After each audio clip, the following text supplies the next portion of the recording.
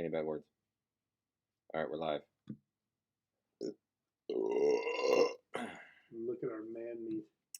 Well, I am trying to see the video, and there is no video because it is slowly. Hey, there we are. Look at that. Excellent connection. Wow, that's a first. Wow. Okay.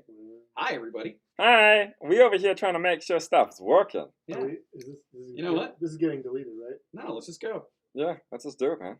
All right, dude. Let's Yeah. do it. Ready? Hi, everybody. Yeah, you ready? Hi, everyone out there in YouTube land. And you, go ahead. Press the button. Hello, passengers. Hi. Welcome to the Midnight Train Podcast, where we bring the dark to light. Now when I'm more comfortable. And now, Sunny. yeah, more comfortable. Yeah, Yeah, more. Well, watching for this two on of YouTube us. right now. For two of us. Well, it's still got to be a little more comfortable, right? Yeah, a little bit. I can stretch my legs out. Well, you guys know what it means when we bring the dark to light. We make fun of and joke about creepy shit while bringing you as much information on each topic as possible. I am your host, the conductor of the cryptic, Jonathan Sayer. And with me, as always, are my co-hosts, Mr. Moody and Logan. Hello. Thank you. Thank hi. you. Applause all Hello. around Say today. hi. It's good for everyone. It is fellas. good. Good. Good vibes, man. So you beautiful bunch of dark passengers know that we're just a bunch of musicians and assholes that love history and cannot get enough of the mysterious. Got a guitar to prove it now. Yeah, we do have a guitar. Does it? Ooh. Not bad. It's pretty. Thank you guys so much for listening right now. You guys have no idea how much it means to us. Your reviews and support really do make all of the hard work worthwhile. We do. If you can, We hop do. on over to Apple Podcasts and give us a review. 5-star would be awesome if you could do that. Please, yeah. If not, whatever. It does help. Fuck it. Yeah, but whatever. You know, Oh, wait, am I allowed to do that? We're live, right? But I can Yeah. Yeah, we're a minute and 50 seconds in, so you're good, bud. Oh, good. Hey! Fuck. Fuckity fuck. Yeah. So anyway, you guys can also find us on Spotify and iHeartRadio by typing the Midnight Train Podcast in their search bar and clicking the follow button. You'll then get each episode as they are released, and Patreon subscribers are now known as poopers. The poopers. So if you haven't signed up for Patreon and you want to be a pooper, John, what does pooper stand for? I don't have it in front of me. Oh, no. It's hold on. I can get it. It's the People's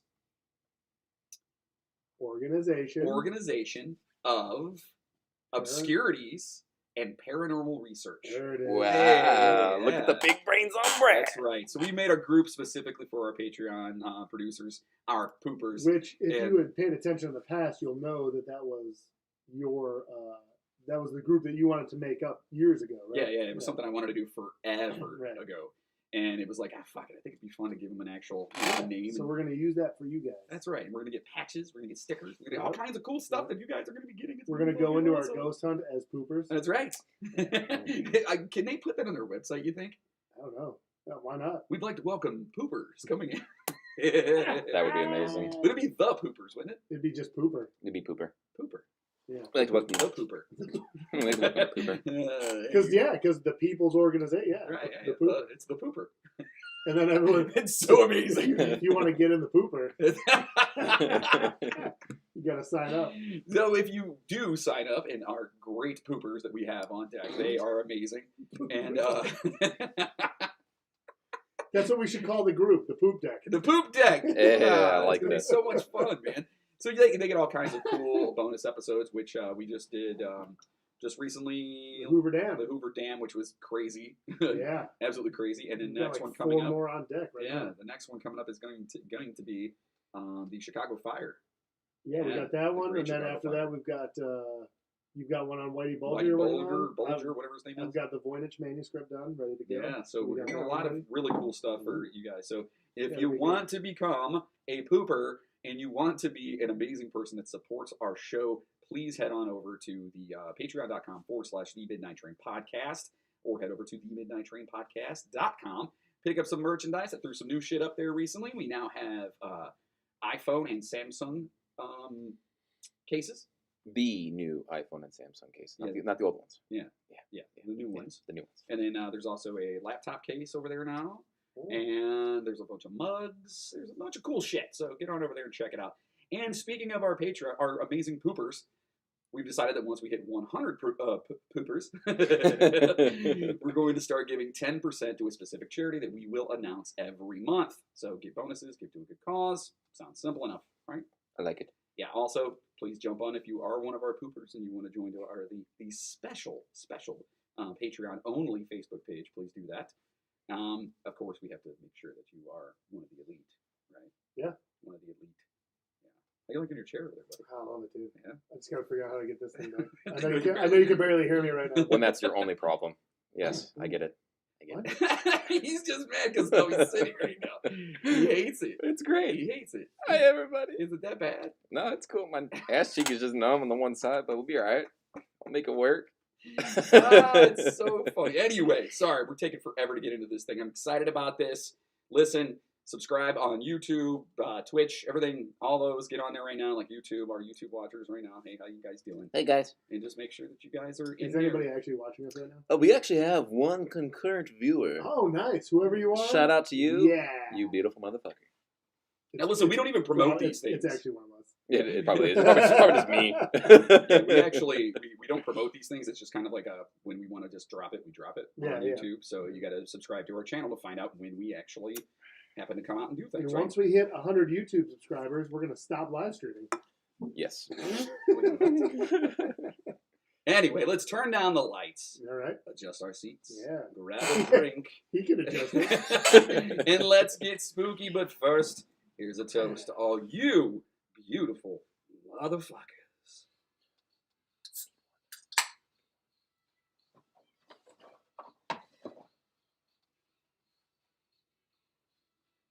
We need a strobe light in here now. Just the lights go Just, down. yeah, everything just like, Ugh.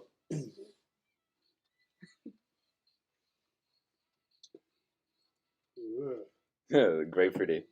It's the Midnight Train Podcast. That was good. I gotta record that. It's the Midnight Train Podcast. Bring in the pooper. What? We're gonna have a good show today. I'm super, extremely excited about this one, because we're talking about the motherfucking Necronomicon, but we're talking about all different kind of variations of said Book of the Dead, Well, right? Several. Yeah, there's several. Few. A plethora. Look, I'm not gonna lie. It's started getting kind of long, so we talk. There's a couple in there, and then Oh, you were saying it was starting to get like pretty. yeah, it was there's It was getting to be a long episode. So Okay. we talk about there's just four different Necronomicons that we talk about. Go. The actual fictional Necronomicon, and then three more. Nice. Okay. So in today's episode, we are taking a different approach. Okay. We are starting off in the realm of fiction and learning about the Necronomicon, a fictitious book made up by a man who we've discussed in the past. Then we will switch gears and head into the real world, the land of the living, as some say, except we are looking at the land of the dead. We'll be discussing a few true life Necronomicon books, or books of the dead. We have some examples of true to life books discussing preparation of the dead, helping them cross over, even what to do and expect when you get to the other side. So without further ado, let's get into this by visiting a previous subject, the one and only magnificently weird H.P. Lovecraft. Ooh. Yeah. Now, was he a regular episode or was that a bonus? He was a regular. That was a regular. Yeah, it episode, was a right? regular. In Okay. fact, since we discussed old HP in a separate episode, we're not going to get into the man himself, really. If you want to hear our take on Lovecraft, make sure to check out episode 37 Oh, he had it ready to go. Very from nice. way back in January of 2020. Wow. That was a long time ago. Yeah, that was before COVID. That was BC. BC. It was. That's how everything is now. BBC. Was that? Yeah, that was before. Before that was, COVID, yeah. That was before we did all of our quarantine episodes Yeah, and shit. because that happened in March is when that shit started, so it was right before. Yeah. Right. So what we are going to look at, however, is the book that he references in 10 separate stories. Those stories include the Call of 10? Cthulhu, the Dunwich Horror, the Ooh. Haunter of the Dark, the Thing on the Doorstep, and several others. Wow. Hey, the thing on the doorstep. You ever see, what's that guy's name? He's an actor, and he's always yelling at his mom about shitting in the yard. You know what I'm talking about? Awful. He's like, Mom! There's a fucking cat out here! He's like, this fucking cat's hideous! And he's Oh, like yelling yeah. at her the whole time. I Yeah. don't think So I've seen funny. that. Oh, dude, it's hilarious. I can't remember what what his I name remember is. it. He was in Zebrahead, if you guys have ever seen that movie. Oh, I've heard of yeah. Manzi, right? Yeah, no, it was a movie. Yeah. Oh. Anyway, whatever. So The book we are talking Not about working right. is, of course, the motherfucking Necronomicon. And if you're watching on YouTube right now, you can see Moody trying to figure out his Look, it's a new microphone. setup. We're We got trying a to new figure it out, setup, man. and it's just Ooh, almost we're- knocked a mug off the table. we are far more comfortable, but we're We still just got to figure it. We got bugs to work out. look. Our stands are shit. That's all we're saying. Right, yeah, we got to get new stands. Yeah. So that's right. The Necronomicon, as most of you know, it was made up by Lovecraft himself. The book became such a part of his stories that Lovecraft wrote a short history of the book itself. That being said, let's see what the history of the book is, as written by the creepy genius himself. Let us. Original title, Al-Azif. Azif being the word used by Arabs to designate that nocturnal sound made by insects. As if Azif. Shah. Book of the Dead. As if, bro. So it's a sound supposed to be the howling of demons. Composed by Abdul Al-Hazred. Yeah, I was right. A mad poet of Sinai in Yemen, who was said to have flourished during the period of Umayyad caliphs, circa 700 AD. He visited the ruins of Babylon and the subterranean secrets of Memphis and spent 10 years alone in the great southern desert. Memphis. Well, I'm walking in Memphis. My daughter had to do a. I saw it. Yeah, She that did was a song. awesome. That was a song she did. Yeah, it's ice skating, right? Yeah. By the way, happy birthday to Danny. Yes, I Happy birthday. hope you guys are all happy. I'm here doing this. My wife hates me. It's her birthday, and I'm here. So Well, priorities, buddy. tell her that. And so he visited these ruins in Memphis or whatever, and the great southern desert of Arabia, the Roba el Khalieh, or empty space, of the ancients, and Dana, or crimson desert, of the modern Arabs. This is again all his telling here. Yes. Which is held to be inhabited by protective evil spirits and monsters of death. Ooh. Of this desert, many strange and unbelievable marvels are told by those who pretend to have penetrated it. In his last years, Alzred dwelt in Damascus, where the Necronomicon was written, and of his final death of disappearance, 738 AD, many terrible and conflicting things are told. He is said by, oh my God, Ibn, I think that's a name, Ibn, E-B-N, Ibn. Yeah. Ibn Kalakan, 12th century biographer, to have been seized by an invisible monster in broad daylight and devoured horribly before a large number of fright frozen witnesses. Ooh. Can you imagine? Something just starts eating someone out of nowhere and you can't see what it is. I cannot. Good talk! Of his madness, many things are told. He claimed to have seen fabulous Irem, or city of pillars, and to have been beneath the ruins of a certain nameless desert. Irem. This city is fabulous. Fabulous. And secrets of a race older than man. An indifferent Muslim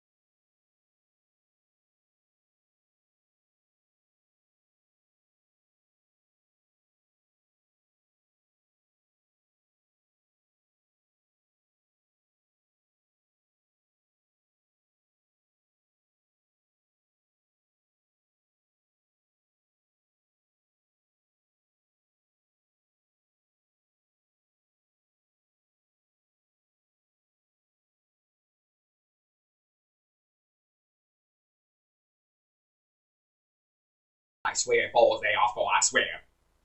No. Despite the book showing up in several stories, the details of the book were pretty sparse. There were a few passages and words that were attributed to the Necronomicon.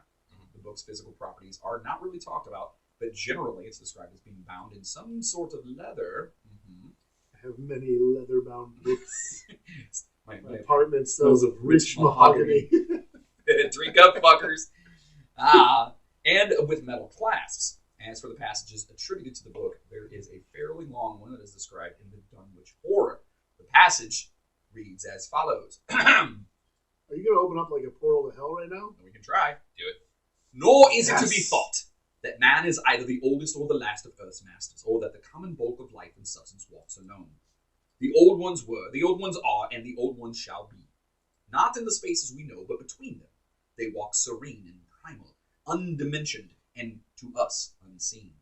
Yog-Sothoth knows the gate. Yog-Sothoth is the gate. Yog-Sothoth is the key and guardian of the gate. Past, present, future, all are one in Yog. Fucking word. Yog-Sothoth. He knows where the old ones broke through of old, and where they shall break through again. He knows where they had trod earth's fields, and where they still tread them, and why no one can behold them as they tread. This is so like he had to be high as shit writing this, or like slam drunk. I'm getting there. All right, you like that? It's good stuff.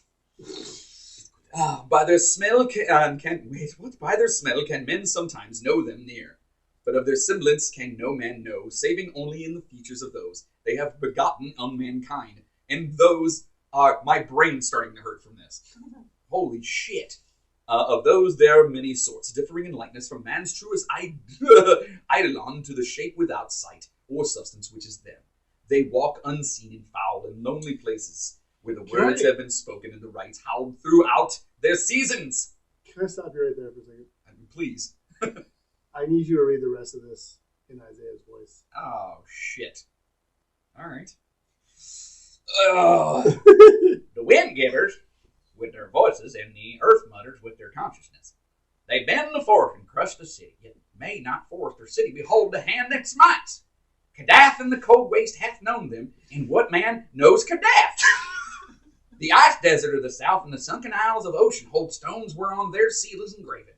But who has seen the deep frozen sea? So much better. Or the sealed tower long garland with seaweed and barnacles? Great Cthulhu is their cousin, yet can he spy them only dimly. Lie, Shub-Niggurath. He's the goat with 1,000 young, by the way. Is that what that is? Yeah. It's in a Morbid Angel song. That's how I know that. Is it really? Yeah. Shub-Niggurath. Goat with 1,000 young. Shub-Niggurath. Yeah. That is I don't like that word at all. I don't like that. It's, Yeah, a little, especially when Isaiah says it. Yeah. I did not mean in any disrespect. As a foulness shall... wait. Hold on. Sorry. As a foulness shall ye know them. Their hand is at your throats, yet ye see them not, and their habitation is even one with your guarded threshold. Yog-Sothoth is the key to the gate, whereby the spheres meet. Man rules now where they ruled once. They shall soon rule where man rules now. After summer is winter, after winter summer. They wait, patient and potent, for here shall they reign again. That was so much better than regular. Yeah, that was interesting. That was like super like, holy Look, shit. so men rule where they used to rule, but they're going to rule where men rule now. That's what he said. Wait, what? That's what he said. He said men rule where they used to rule, but they will soon rule where men rule, which is basically they're just getting their shit back. All right. Another is a considerably smaller snippet that is actually found in 2 stories. I'd like to hear Isaiah say this as well. All right. Call of Cthulhu and the Nameless City, which goes as follows.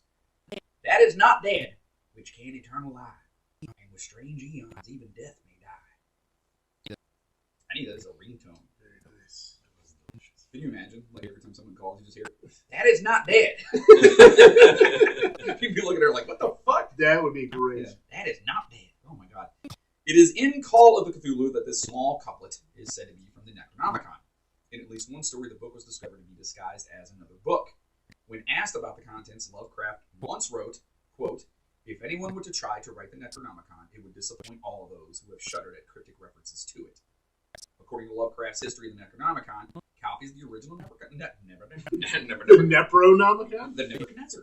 The Necronomicon were held by only 5 institutions worldwide. And we actually talked on these earlier. We said this. There's the British Museum, the Bibliothèque Nationale de France. Oh, de France! Oh, de France. We have one is the Bibliothèque. Aha!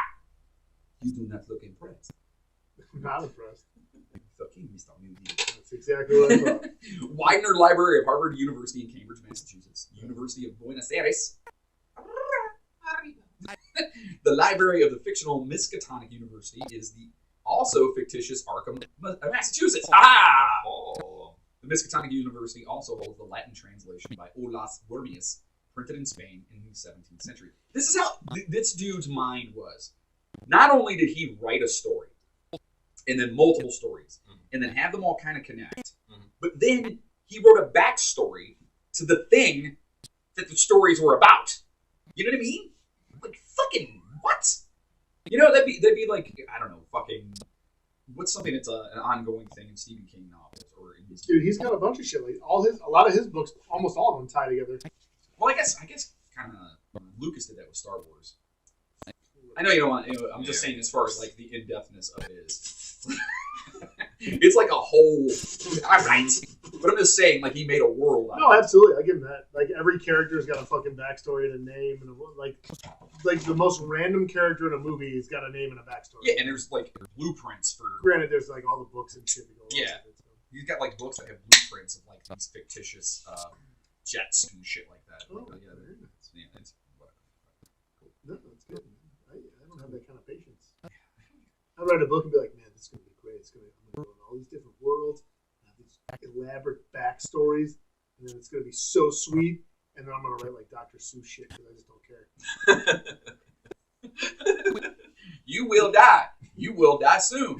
You will die soon in the day of June. There it is. It's done. That's it. Other copies Lovecraft wrote were kept by private individuals. Joseph Kerwin, as noted, had a copy of The Case of Charles Dexter Ward from 1941. The version is held in Kingsport in The Festival from 1925, and the provenance of the copy read by the narrator of The Nameless City is unknown. A version is read by the protagonist in The Hound from 1924. Okay. There's lots of versions. Set quote-unquote versions. There is. It shows up in a lot of places. Yes. Although Lovecraft always maintained he created the book, there have always been plenty of people who believe the book to be real. We call those people stupid. There have been several books published that are supposedly translations of the actual Necronomicon. Now, I'm going to pause just for a second because it reminded me of something. You just said it was at your stomach. It's the Necronomicon. It's coming out.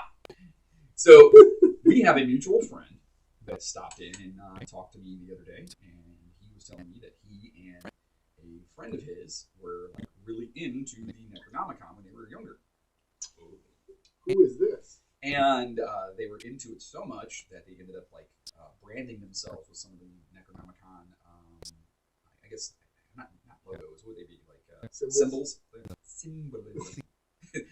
It's the symbology there. Symbolism. So he did that, and then his friend, I guess, was a little bit more into it than he was, and they stopped being friends or whatever, and the guy ended up, unfortunately, committing suicide. I don't know if it was directly related to the Necronomicon. Well, he... Give me a hint, just so you don't have to say it. Well, he's really old. Okay. Everybody right now knows who we're talking about. Yeah, Chainsaw. He stopped in the other day and he said that he used to like follow the Necronomicon. Chainsaw, it's not real. That's why when you were like, you're an idiot, I was like, you wasted a good portion of your life, Chainsaw. I mean, granted, you're like 300 years old, but dude, listen, I used to think I was fucking Spider-Man. All right, so it's fair point. I used to think I was gonna make something of myself. I mean, we all fuck up at some point. Yes. There have been several books published that are supposedly translations of the actual Necronomicon. Is it supposedly? Supposedly. Particularly. Supposedly. Yes. Yes. Interestingly enough, the Vatican received calls every year from people that believe that the real Necronomicon resides there. So they actually Just think. figured out what I'm going to do for the rest of my life. What's that? I'm going to call the Vatican every month asking if they have the Necronomicon. You just got to see if you can talk straight to the Pope. Yeah, excuse me, is the Pope there? The Pope. I know No. he's there, guy. Big hat. Yeah, he's Guy, big got hat. got a car with a bubble on it. Yeah. Is he there? Always wears white. Why can't I talk to the Pope?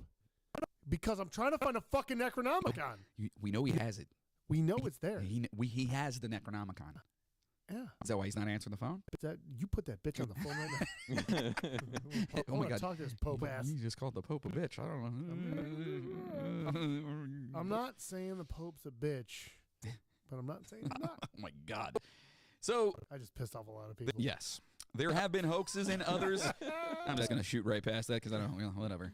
There have been. Send all the hate mail Yes. to Logan Singh. That's right. There have been hoaxes and others who have added their cards into library files to make it appear as if they have a copy, but it is checked out. That's amazing. That's pretty funny. That is pretty funny. That's like Imagine like you're super clever. You're flipping through like looking for like what the hell? Yeah. You like go looking for it, you're like it should be right here. It's not there. I don't know. What do you mean he checked it out 2 weeks ago? What? Hey, excuse me, ma'am. Librarian lady. Do you know who this person is? Is there any way I can? No confidentiality. I can't do that. I can't call him. Okay. Will you do me a favor? When he returns this, will you call me? Yeah, I need this book. But it's not real, so it's just like, oh my God, it's so The funny. librarian's just like, oh, this again. Yeah, it's pretty awesome. In Yes, Norway, sir, we'll call you. yeah, she's looking at him like, sure we will. In Norway, the Library of Tromsø lists that they have a translated version, but it is listed as unavailable. Convenient. In 1978, a version of the Necronomicon popped up that had been edited by George Hay. Hay was a writer and the founder of the Science Fiction Foundation. The version included... It's gotta be true then. Oh, yeah, of course. Just like a religion made up by a science fiction writer is real. Right. Right. Yeah, Okay. we're on the same page. Yeah. Yeah, true. The version included an introduction by the paranormal researcher and writer Colin Wilson. Wilson also wrote a story on the return of the Lloigor. It's L-L-O-I-G-O-R. Yoigro. Yoigor? Yoigor? Yes. Yoigor. That sounds like something like a polyp on your ass. Like, oh man, I got that Yoigor again. Oh, it hurts so bad every time I sit down. Oh God. The doctor gave me preparation H, but it is not working. Oh, I need preparation. Yoigor. Yes, it does feel good on the whole. On the whole. So the return of Yoigor, we're going to call it that, in which the Voynich manuscript turns out to be a copy. Oh shit, son. A copy of the Necronomicon. That's fucking amazing, which is pretty, it's a cool idea. That's a great plot point. Yeah, that is pretty awesome. And the Voynich manuscript will be a bonus, so we're going to tackle that Bonus. very soon. So you guys make sure you become a Patreon pooper to get access to that and all kinds of other amazing bonuses. Yeah. But if you're not familiar with the Voynich manuscript, basically it's a book that was found and nobody can fucking translate it. It might not even be a real language. Right, But it you'll might just have not to be, listen. yes. You'll just have to sign up and listen. And it's so funny because like a lot of people We make a run at the Voynich manuscript, Yeah. and it's better than anyone else you've ever listened to. about Damn the Voynich straight. manuscript, So. I was going to say more, but Sign you know up, what? man. Sign up for bonus, yeah. Kenneth Grant, the British occultist, disciple of Aleister Crowley. Mr. Crowley! Dum, dum, dum. Who is another future bonus episode topic. Won't you ride your white horse? And head of the Typhonian I've never Ordo heard- what does that stand for? The I'm getting to it. It's the Typhonian Ordo Templi Orientis. Or that would be wait, tot. that's Toto. It's Toto. T-O-T-O. Doom, doom, doom, doom. Down in Africa. Gonna take a while to take me away from you. God, I love that song so much, except fuck Weezer for doing that. Ugh. I'm so mad about that. I feel like this is a party favorite. You shouldn't have left all this shit around. I know, there's just shit laying all over the place. We did what we could with the amount of time we had. I think it's fantastic. How's it look on camera there, Logan? I mean, we can't see your beautiful mug because you're like leaning like a Yeah, you need to Am come I off this the way. screen? just a little bit. Good. Now the government can't see me. Oh boy. I can. It's you know what? That's all plausible deniability. It's not fucking me. You can't prove that's me. Then they just rewind it 30 seconds. Back here at minute, that's you right there. I'm pretty sure Yeah, that's I you. left though. That's not fucking me in there anymore. I left before the shit went down. Yeah, before we started calling the Pope names. Yeah. Yeah, it wasn't me calling him. Wait, was I on screen for that? Damn it. So in this, he suggested with this guy, this Kenneth Grant in the Toto organization. Doom, doom, doom, doom, doom, doom. He suggested in his 1972 book, The Magical Revival, that there was an unconscious connection between Crowley and motherfucking H.P. Lovecraft. That's a weird combo. Yeah, because That's a connection. That would be great though. If that's true. I don't know, Crowley's kind of Dude, but you put Lovecraft and Crowley together, imagine the shit that they would come up with. yeah. You get Hitler. That's what you get. No. That's what you get. That's what you get right there. Nobody came up with Hitler. He was real.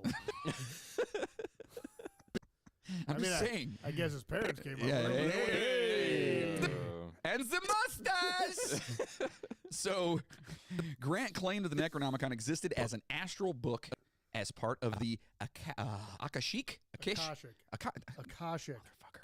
Akashic Hold records. this motherfucker. Fuck this, dude. Yeah, what are you- I'm fucking breaking. I'm just gonna hold it right here. there you go. And over to you. How's the weather today? I'm holding my cock. No one can see you doing it though. Am I still off the Yes, come this way. I don't want to. It's Come comfortable. snuggle. All right. This way is more comfortable. All You right, can be all Big Spoon. right. Wow. So anyway, he claims that he's part of an astral book as part of the Akashic or the Necronomicon as the Akashic records. Which I plan on doing a bonus on one day. There you Or, go. you know what? Fuck it. That should be an episode one day. We're going to Okay. do the Akashic record. We'll do Akashic records. I'm cool with it. And could be accessed through ritual magic or in dreams. Sure. Yeah. Remember when he said it came to him in a dream? Yeah. Oh yeah. Oh. Oh. If you guys could see my face. Because you moved farther off screen. I'm not. I'm actually closer now. It's right there. What are you talking about? You said it was wide angle. Oh my God, you're so funny right now. Probably. It is wide angle, but not that fucking wide. You can't go behind it. So move it back. So, how's This that? is what I'm better? dealing with. That folks. is so much better. This Am is what I, I'm dealing am with. I in the shot now? Yes, we can Kind see- of. Fuck that. There Half you your go. face. Half your faces. I'm just fucking, my pants are fucking. You want to sit over here? Fuck you, man. I don't want to. He's just having issues right now. I'm good, man. Just go. Don't Okay. worry about me. All right. Sitting on my mic cable. So the Akashic records are a pretty crazy topic, which we will, like Moody just said, definitely cover one day. In theosophy and anthroposophy? Anthroposophy. Yeah.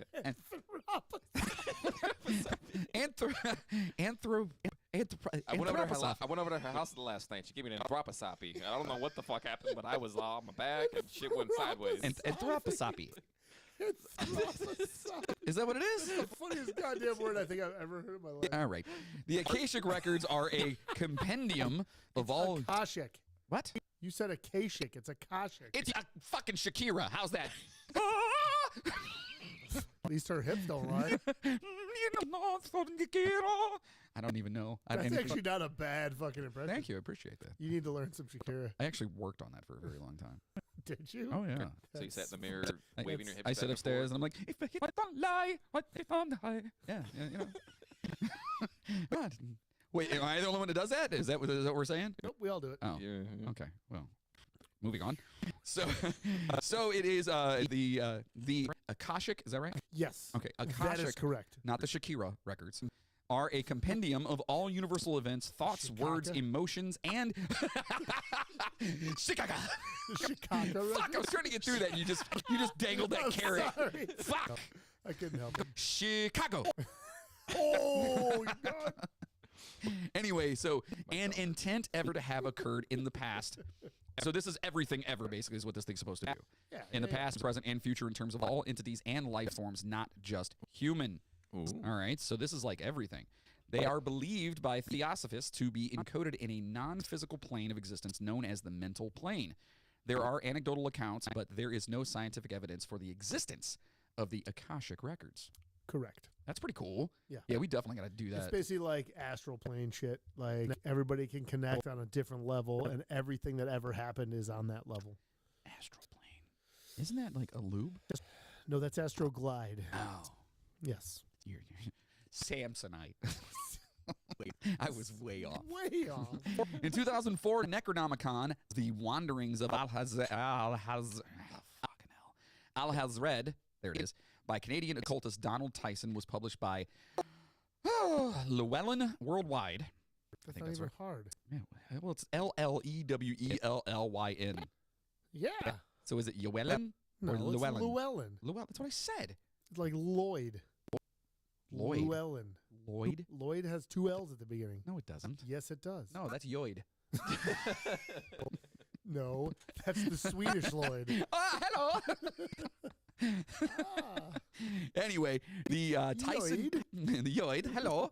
The Tyson Necronomicon is generally thought to be a closer to Lovecraft's vision than other published versions. Right. Okay.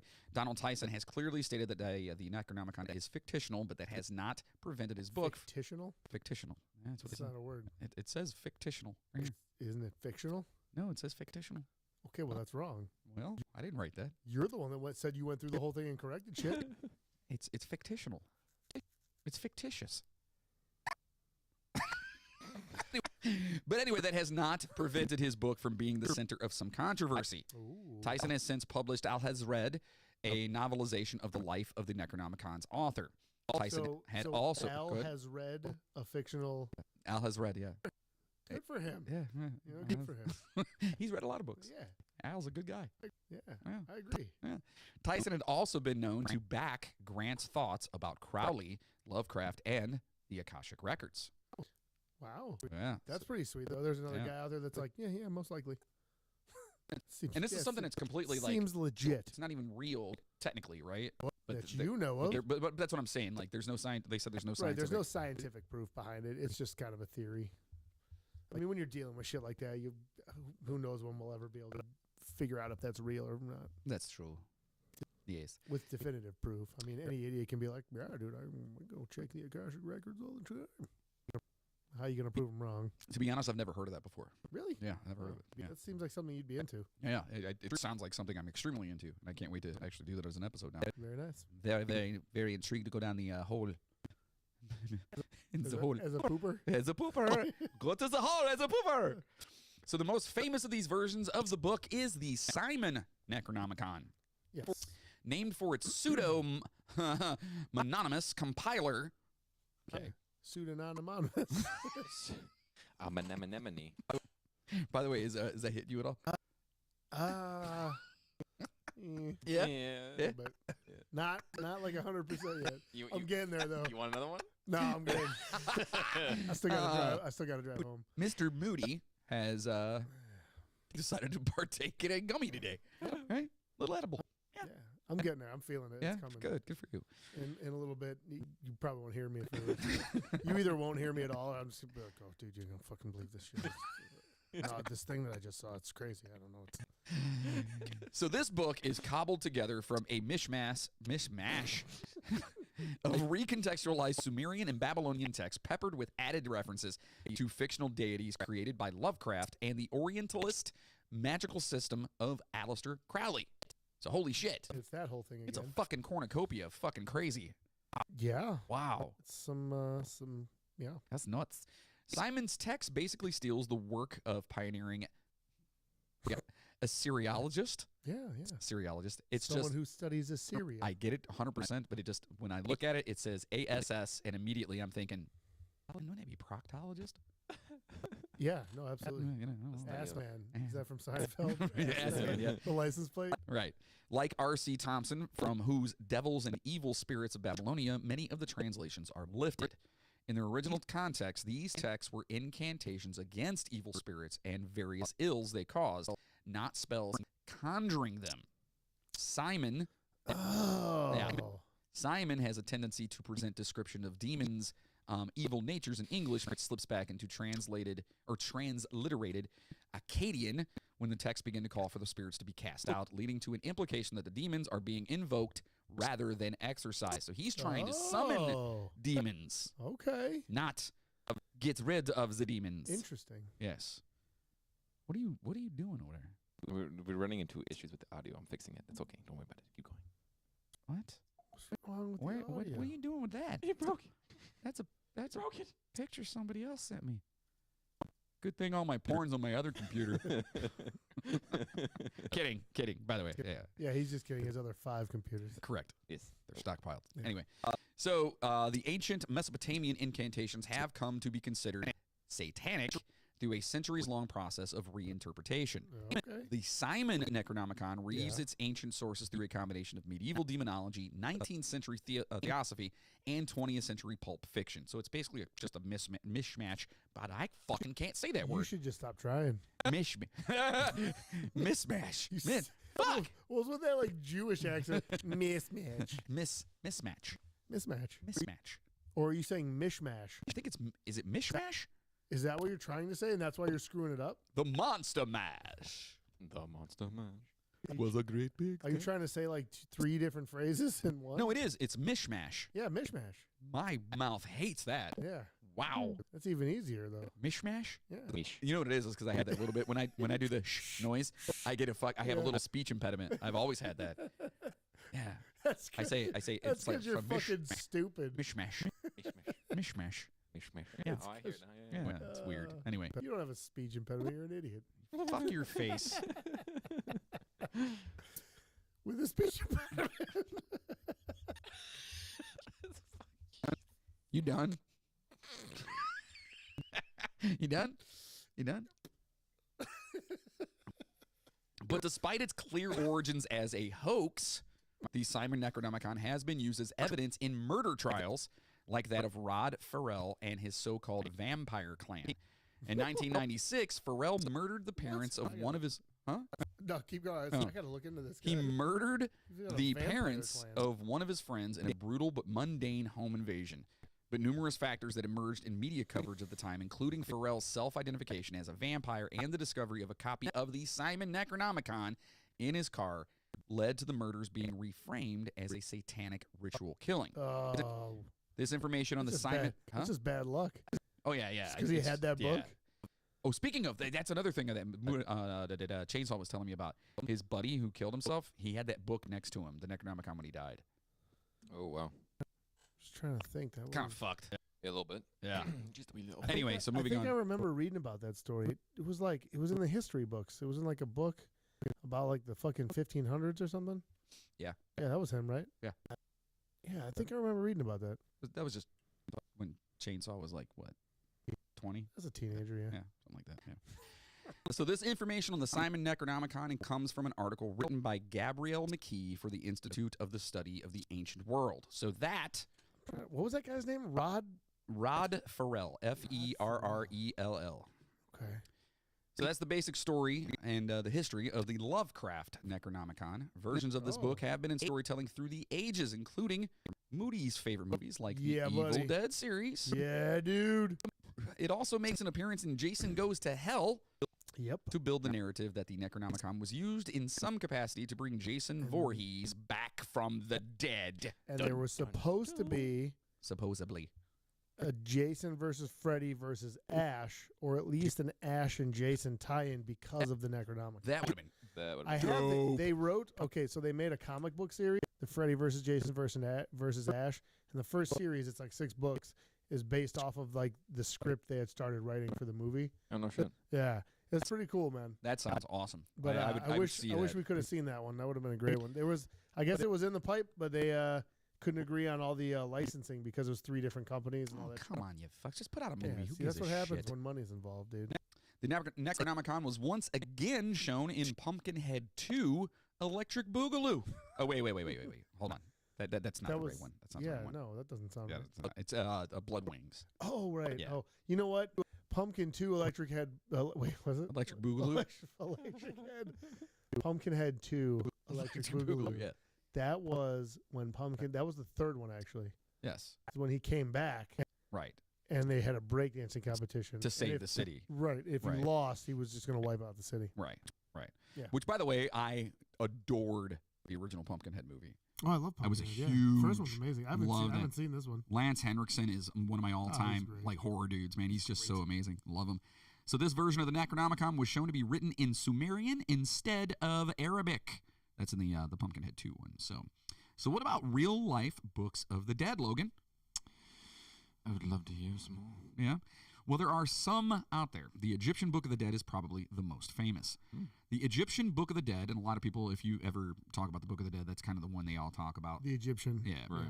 It's a collection of spells which enable the soul of the deceased to navigate the afterlife. Remember, they were huge into what you were going to do. Huge. Huge. Absolutely huge. Your shoes are so huge. So they were huge into the afterlife and what was going to happen to you in the afterlife. So, that's just what the Egyptians did back then. So the famous title was given the work by Western scholars. The actual title would translate as the Book of Coming Forth by Day or Spells for Going Forth by Day. That is a lengthy title. That's a very long title. Book of the Dead sounds way better. I agree. Yeah. And a more apt translation to English would be the Egyptian Book of Life. Yeah. Interesting. Although the work is often referred to as the ancient Egyptian Bible, there is no such thing, although the two works share the similarity of being ancient compilations. It was it's like I almost dozed off in the middle of that sentence. Compilation. Fuck. Compilations of texts written at different times, eventually gathered together in book form. So you got all that. That makes sense now. It's hitting him. It's totally hitting him. So hard. That voice was amazing, dude. Which one? The sleepy one? Dude, he's crying. I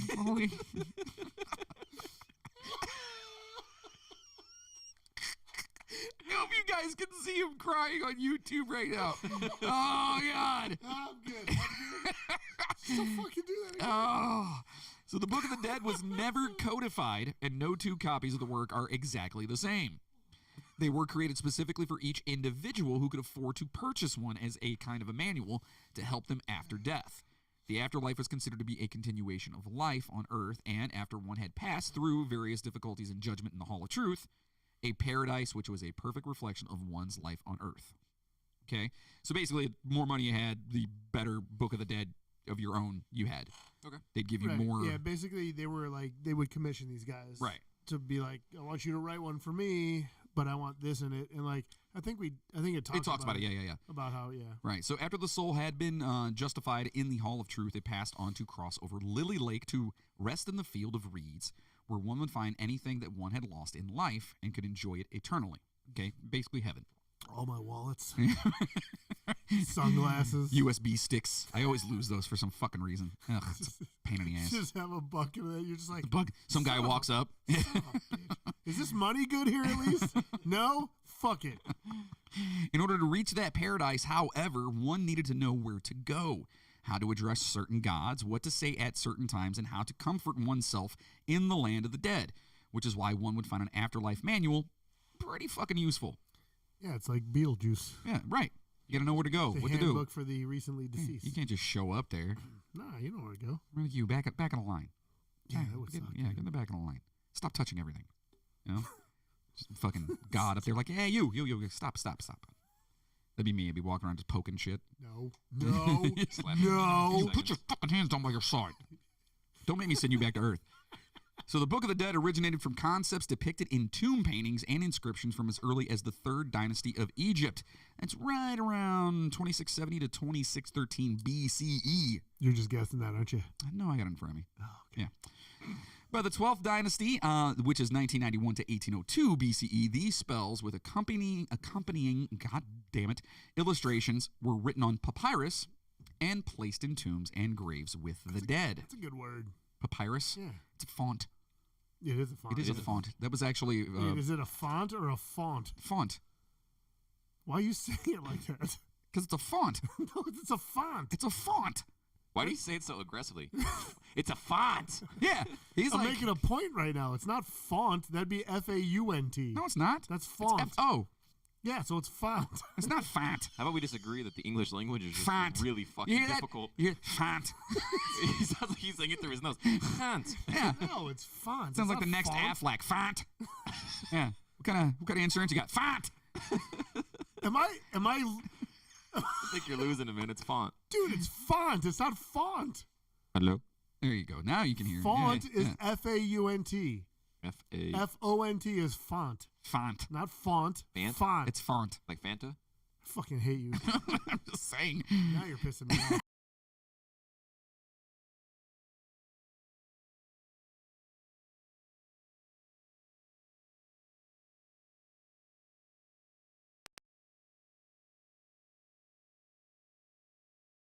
On how to overcome the dangers of the afterlife by enabling them to assume the form of several mythical creatures and to give them the passwords necessary for admittance to certain stages of the underworld. I wonder what the passwords were. Just It's walk like over. you're trying to get in. It's like special. It's a pooper. Pooper. That's the final one. Hannah Grand. That's the final one that gets you where you Yeah. gotta go. Can I get in now? What's the password? Pooper. No, that's down the street, man. You're at the wrong spot. You're in the wrong spot. Yeah, that's all. That's where the cool people go. Just saying. Yeah. So they also served, however, to provide the soul with foreknowledge of what would be expected at every stage. Having a Book of the Dead in one's tomb would be the equivalent of a student in the modern day getting their hands on all the test answers they would ever need in every grade of school. Okay, kind of cool. I like it. At some point prior to 1600 BCE, the different spells had been divided into chapters, and by the time of the New Kingdom, the book was extremely popular. Bunsen notes, quote, these spells and passwords were not part of a ritual, but were fashioned for the deceased to be recited in the afterlife. I'm just picturing the Muppet, like saying all this right now because you keep saying Bunsen. Isn't that him? No, No, it's it's Beaker. Beaker. That's That's Beaker. Beaker, yeah. Yeah, Bunsen Bunsen's is the the scientist guy with the he's glasses. the scientist Beaker. No, that's Kermit. Hold on. Kermit. Bunsen, what did he sound like? Kermit the Frog. That was terrible. Yeah, I don't know. No, No, was that's what I picture. Though. I'm just like you're talking, but I'm picturing him just like just yattering off. Yeah, yeah, it's pretty funny. great. So if someone were sick and feared they might die, they would go to a scribe and have them write up a book of spells for the afterlife.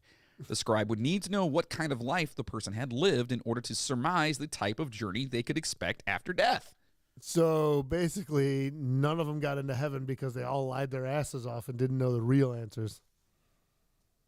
Or maybe that's how it works. Also, wouldn't it suck to pay all that money to have this elaborate book of death made, and then you lived another 40 years? And you I'm totally dying, change as a write the person. book. Yeah. You change as a person. You got to go back and get another one. Can you fix this? Listen, I kicked the cat last week. I'm sorry. I just need you to take page 1 through the whole rest of the book out and replace. Just burn it. Just burn it. Just burn the fucking book. Yeah. So anyway, they need to know who that was. So prior to the New Kingdom, the Book of the Dead was only available to the royalty and the elite. The popularity of the Osiris myth in the period of the New Kingdom made people believe the spells were indispensable because Osiris featured so prominently in the soul's judgment in the afterlife. As more and more people desired their own Book of the Dead, scribes obliged them, and the book became just another commodity produced for sale. Bunsen writes, quote, Bunsen, now you got me to do it. Son of a bitch. The individual could decide the number of chapters to be included, the types of illustrations, and the quality of the papyrus used. The individual was limited only by his or her financial resources. So the more money you had, the more elaborate of a book you had. So instead of a Book of the Dead, I just have a pamphlet of the dead. You have a sheet. That sounds terrible. You'd have a folded piece of paper, just like a football, Oh no! What's It's one of those real skinny Post-it No, notes what- that are this long. And what are this those tall. things called where you used to predict things? Oh, The paper things where you go. yeah. Bam, bam, bam, bam. dude, my kids love that shit. Right? What They're the in hell are that- those they're in called? that I don't know what they were. I never knew they were called. Yeah, I don't know what they're called. And it predicted your future too, didn't It did. it? Yeah. It said I would be right here. Or in the most you're- uncomfortable yeah. chair in the world. Damn, that's spot on. That's pretty good. I don't know who wrote that, but you better get them back. It continued to vary in form and size until right around 650 BCE when it was fixed at 190 uniform spells. Okay. Wow. But still, people could add or subtract what they wanted to from the text.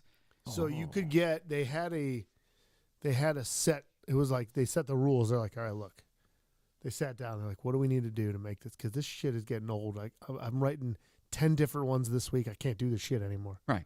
So they were like, what are your 10 most popular spells? What are yours? So they went around and gathered them all. Right. They're They like, just went in the let's back, just throw them in. All right. threw in a copier real Those quick. are our spells right there that are in every book because those are the most popular. Right. Yeah, that makes Like, sense. seriously, I wonder if that's how they did it. Like, how did they choose what were the uniform 100? It had to have been the most popular ones. Probably the same ones that everybody always asks for or they need or whatever. They'd have to. Like, that was, yeah, I'm just wondering. That's crazy. I would assume so. So other copies of the book continue to be produced with more or less spells depending on what the buyer could afford. Right. The one spell which every copy seems to have had, however, was spell 125. So, what was spell 125, you ask? Well, guess what? I'm going to fucking tell you. Really? Yeah. Please do. Intriguing. Spell 125 is actually pretty cool, and it's a story that spans other religious texts in different forms. It is essentially the judging of a person at the gates of the afterlife. In this case, it is the judging of the heart of the deceased by the god Osiris in the Hall of Truth, as it was vital that the soul pass the test of the weighing of the heart in order to gain paradise. Knowing what to say and how to act before Osiris, Thoth, Anubis, and the 42 judges, that's apparently what they had. God, that's so many. That's a lot of judges. A little too many. I've been in front of one judge before and I pissed my pants. So, yeah, just 42 of them would just freak me out. Yeah. But it was considered the most important information the deceased could arrive with. When a person died, Anubis would guide that person to the Hall of Truth so that they could make the negative confession. This was a list of 42 sins the person could honestly say they had never indulged in. Once the negative confession was made, Osiris, Thoth, Anubis, and the 42 judges would confer, and if the confession was accepted, the heart of the deceased was then weighed in the balance against the white feather of Ma'at, the feather of truth. Huh. If the heart was found to be lighter than the feather, the soul passed She was a witch. and went on toward paradise. They were allowed to go through. And if the heart was heavier, it was thrown onto the fucking floor or was devoured by the monster goddess Amut, and the soul would cease to exist. Damn. Those are both pretty fucking excessive. I'm not going to lie there. It's A like, bit much. Yeah. it's such the out. Like, one of them's just like, oh, here you go, float off, soul, you're good to go. Yeah. And the other You. one's just Fuck you. yeah, like, fuck, dude. Like, It's literally, being that's devoured yeah. by fucking dog gods and shit. Yeah. Hoot. And by the way, the monster goddess Amut, it just immediately makes me think of the dogs from Ghostbusters for some reason. Yeah. That's where I go. Yeah. I don't know why. Yeah. The reason that this spell is included in every book is fairly obvious. One needed to know the different gods' names and what they were responsible for, but one also needed to know such details as the names of the doors in the room Oh, my. and the floor one needed to walk across. Okay. One even needed to know the names of one's own feet. Oh. Fucking Bill and Tom. Is that your feet name? No, I don't know. Oh, mine's fucking right and left. I don't know.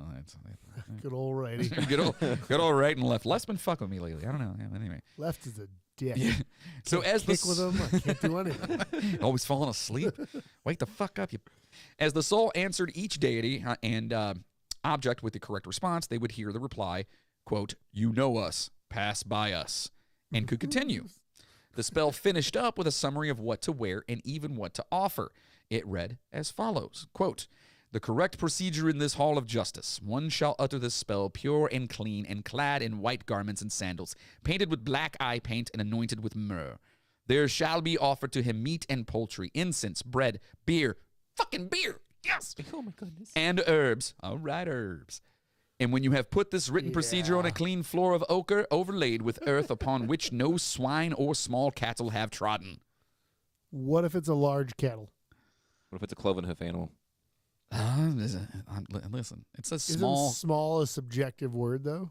Yeah, well, no, I mean, Because, like, that's an argument, though. Because, like, you're just like, oh, no, dude, there's a small cow that walked there. Be like, dude, that fucking wasn't small. That was at least medium size. You're, like, arguing with gods. well, that's at that point where you just go, like, what the fuck? I seem bigger. Yeah, well, Right? that's what I'm saying. It's subjective. Yeah. And in that case, who's right? Like, would it just automatically go to the god because I am. he's the god? I'm right. Or is the person who said, no, that's medium, are they right? Well, there's 42 judges and one of you, so good luck. Is like, do they go for like a vote? Do they all vote? You have to get at least half. They're to whispering. Each pass? other, "Did you think it was small? I don't know. Oh, I've dear. seen bigger. Are you sure? Yeah, but I've also seen smaller. so wait a minute. Hey, what about you? I don't know. Is it medium size then? Hey, I think so. Yeah, but Bill said that it's It's not big. Yeah, but Bill's a dick. I know, but he's still part of it. He's a fucking judge. I don't know what to say. What do you want me to tell him? I don't know, dude. He's only here because his dad's a judge. I know, but that's okay. Listen, how about this? I don't think. Hey, I'm right here. And Bill's like, "Hey, fuck you guys." It was small. My dad said it was small, all right? So there were quite a number of slips the soul might make. However, Ew.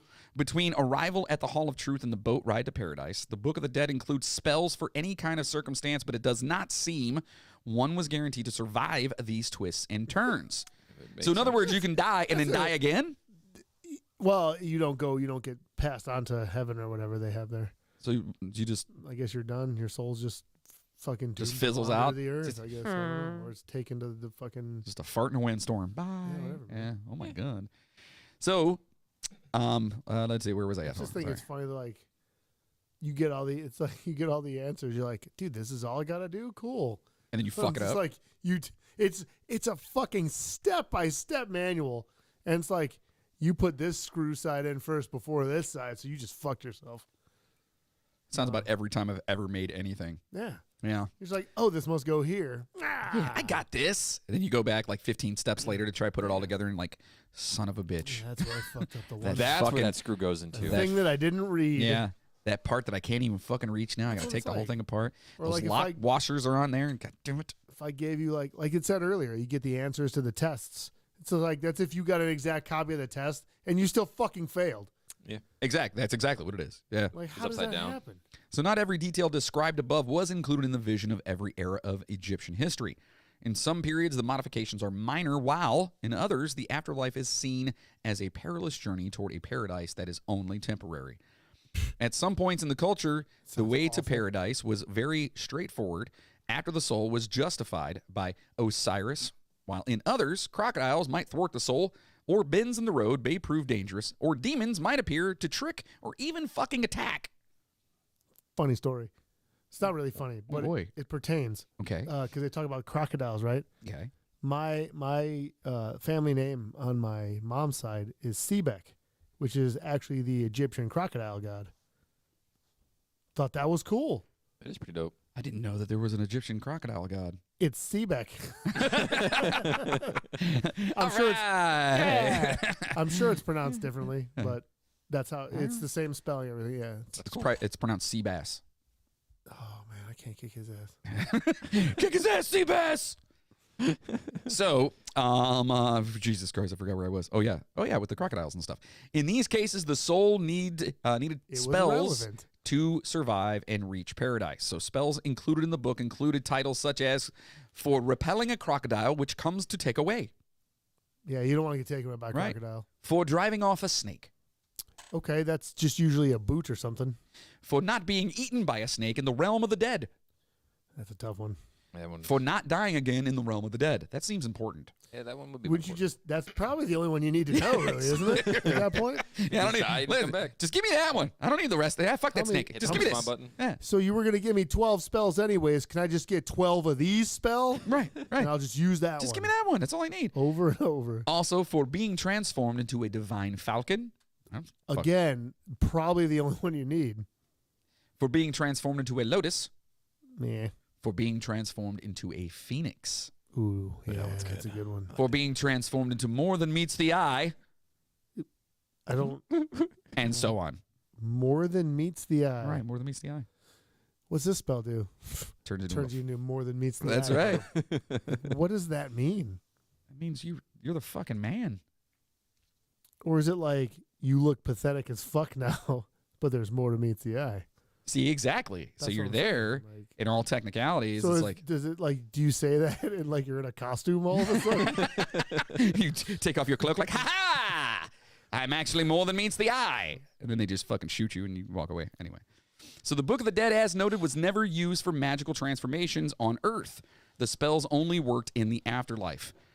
The claim that the Book of the Dead was some kind of sorcerer's text is as wrong and unfounded as the comparison with the Bible. The Egyptian Book of the Dead is also nothing like the Tibetan Book of the Dead, although these two works are often equated as well. The information about the Egyptian Book of the Dead that we got was taken from a great article on worldhistory.org. It's a great resource for anything historical, so if you guys get out there and check that out, that's where we got that from. Yes. Yeah. And speaking of the Tibetan Book of the Dead, Huh. Funny how that worked out. and every time I even hear the word Tibet, I just think of the Big dog. golden child. Oh, I want the knife, please. I want the knife. It's such a good movie. Ah. He killed it in the 80s. Oh, God, he was so good. Like, every movie had him in it, and every movie was amazing. Yeah. So good. And then he did fucking Nutty Professor. yeah. It was still pretty good. Decent. I thought it was okay. Yeah. We're talking about Eddie Murphy, by the way, if you guys aren't aware. Anyway. So, although in Tibet there is no single text directly referred to as the Tibetan Book of the Dead, this English work is the primary source for Western understandings of Tibetan Buddhist conceptions of death. Okay? Yeah. Okay. Yeah. So the white man wrote it about Buddhist Correct. conceptions of Right. death. Interesting. These understandings have been highly influenced by Western spiritualist movements of the 20th and 21st centuries, Okay. resulting in efforts to adapt and synthesize various frameworks of other religious traditions, particularly those from Asian societies that are viewed as esoteric or mystical, including Tantric or Tibetan Buddhism. Yeah. Isn't Tantric sex like about having an intense orgasm without having intercourse? Yeah, something like that. It Isn't- sounds like you just read it out of the dictionary now. No. No, I know it's really, it's like It's a really, real thing. and it's like I know. really also a slow. band. Yeah. Like it's And it's a when you- band too. Yeah, they're great. Yeah. I love Tantric. What do they sing? I actually know. What is it? It's no, that's Days of the New. Shit. The guy from Tantric was in Days of the New. Let's. I don't remember. Anyway, I it can't doesn't remember what matter. their song was. I know they had like one really big hit. Yeah, they had a real big one. I can't remember what it was. It was huge. Yeah. Huge. So this has resulted in creative forms of appropriation, reinterpretation, and misrepresentation of Tibetan views and rituals surrounding death, which often Those- neglect the historical and religious realities of the tradition itself. In other words, it's fucking Those it fucks everything up. bastards. It fucks everything up. Yeah. Did you find out what who that was? Yes, there's a bunch of songs, but the one that I know from them is What's- called "Coming Undone." But their top hits are "Breakdown," "Down and Out," "Astounded," and "The Chain." Breakdown. I'd have to fucking hear him. Oh yeah, it's that breakdown, dip down, dip. I don't know, whatever. Yeah. Actually, That's another fucking Beverly Hills Cop reference. oh yeah, that's amazing. Oh shit, that might be like I think that might be the same freaking lyrics in those two songs too. Yeah, because that's I don't know. I don't know that song. what is his name? That's the guy from Glenn Fry. Glenn Fry. Yeah, yeah. Big down, sick down. You great. got everybody I love it. want to do the fun now. Big, no, okay, sorry. Good song. No, I Yeah, like that was that. what- that was Dude, him that's like a hanging out great of the song. back of the semi. wasn't Yeah. it? Yes. Yeah, yeah, yeah. No, No, that was the Pointer That was Pointer Sisters. Yeah. Hot, dead, and doing the new Oh, time yeah, dance. yeah. Yeah. God, I love that fucking movie. Shit. Anyway, good. the Tibetan Book of the Dead is a prime example of such a process, despite the lack of a truly existing Book of the Dead. Numerous translations, commentaries, and comparative studies on this book continue to be produced by both scholars and adherents of the tradition, making it a focal point for the dissemination and transference of Tibetan Buddhism in the West. Okay, we following that? Buddhism in the West. I heard that. Basically, they're trying to put it so we can understand it, when in reality they're kind of fucking it up. Yeah, it sounds about right. Like, you know what I mean? So trying to make by trying to make it more accessible, they're fucking it. Yeah, up. and they're just kind of like convoluting it and mixing it with other shit and whatever, and it's instead of just leaving it the fuck alone. You know how Yeah. we've done everything forever. So the set of Tibetan block prints that was the basis for the original publication of the Tibetan Book of the Dead in 1927 by Walter Y. Evans Wentz consisted of portions of the collection known as Tibetan. In Tibetan as the Great Liberation through Hearing in the Intermediate State of Bardo Thodol. Oh, shit. Again, the Great Liberation through Hearing in the Intermediate State or Bardo Thodol. Okay? Or Bardo Thosgrod Chinmo. Very good. Yeah. See, I didn't know the first one, but when you said that, I Yeah, got now it. you got it, makes right? sense. Yeah, Yeah, now it makes sense. This work is said to have been authored by, oh boy, Padmasambhava.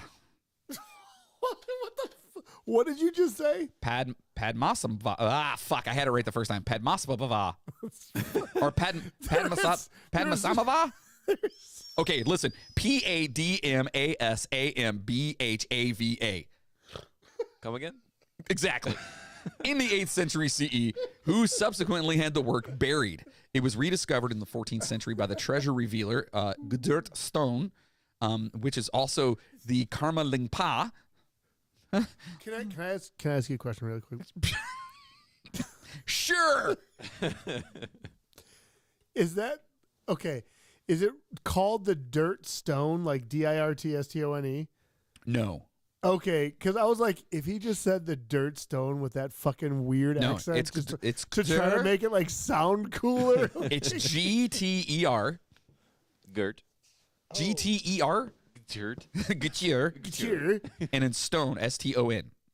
Okay, Which is I- probably it's probably Bill No, no, Stevens, no. and it's just a No, it fucking was just like I was like, I thought it was like literally the way you pronounce it. I thought I heard Dirt Stone. I'm like, is he trying to class up? Dirt Stone. Yeah. And however, the Dirt Stone is coming. I'm just like, it's Dirt Stone, dude. Like, what is? It's So- font. However, as a subject for literary and historical inquiry, it is nearly impossible to determine what Tibetan text should be classified under the Western conceptual rubric of the Tibetan Book of the Dead. Okay? Just so you know, I did not write that. Well, it's due partly to the Tibetan tendency to transmit textual traditions through various redactions. So they change it all the time, which inevitably change the content and order of the collected work. So basically, they'll say something and they'll be like, hold on a second, that's not quite right, or we've changed since then. Yeah. And so everything coming out after that is always going to be fucking different. Different. So there's no like one straight. Right. fucking- It's like the fucking telephone game of Books of the Dead, I guess. You know, I don't know. terrible Yeah. game. That sounds fun. Yeah. Yeah. So, despite this challenge, the few systematic efforts made by scholars of Tibetan and Buddhist studies to investigate Bardo Thadal literature and its associated funerary tradition have been thorough, and the works produced by Brian Cuevas and Donald Lopez Jr. are particularly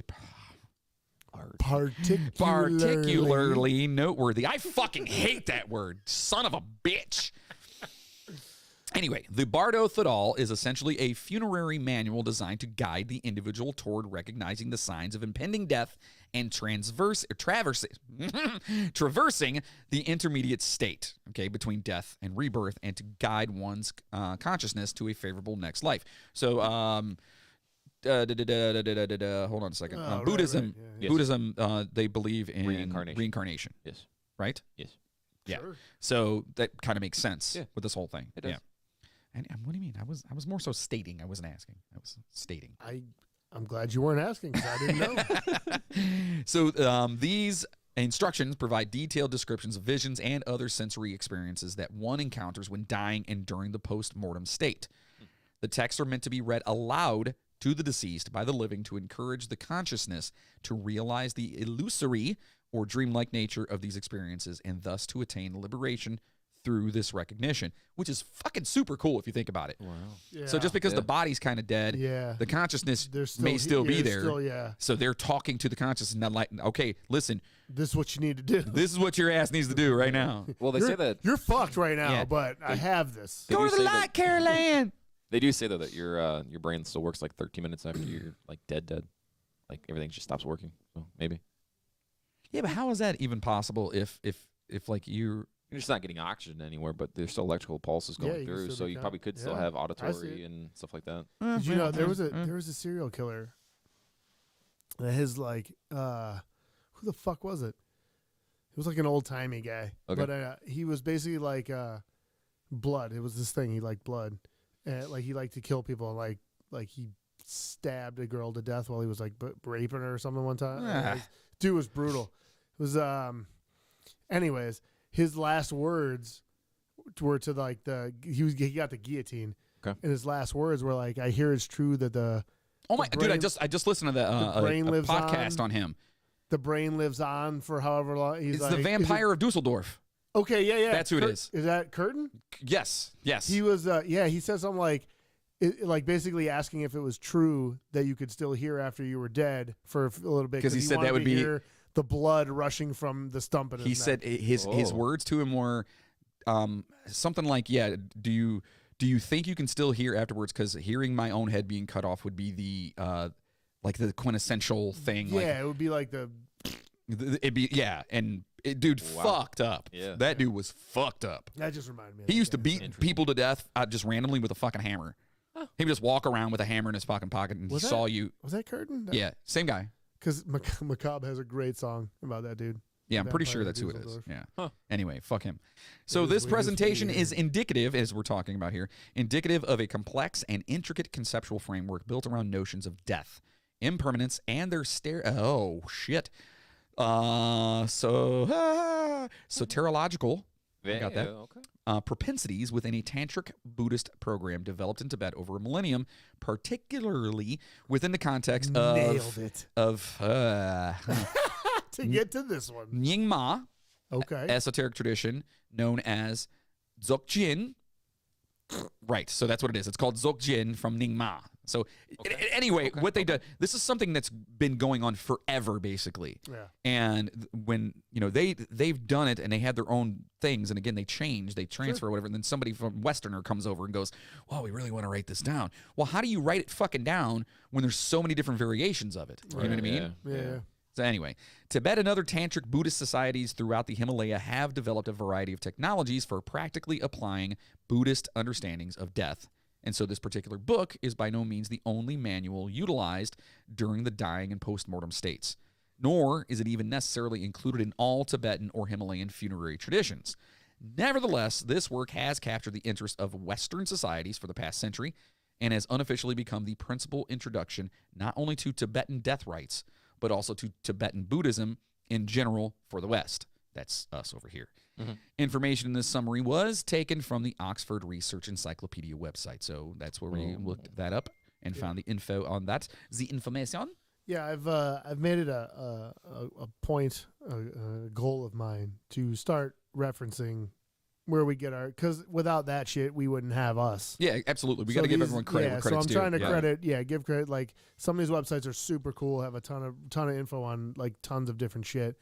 So that's why I'm trying to make it like you got to give them their props. If Yeah, that's where we're absolutely. getting our, Credit where credit's due. if 100%. I know the places that we're getting the information, then I gotta share it. You know what I mean? Yeah, of course. So As we should be doing that as well. yeah, I just think it's plus. So to go Always along with stealing these, and I someone's believe shit. this is our last one here, there's also the lesser known Texan Book of the Dead. The Texan. There's a Texan Book of A the Dead. Texan Book of the Dead. Really? Okay. This one is followed by a certain group of people in the Americas. Okay. Yeah. Okay, and a lot of people don't really know about this one, by the way.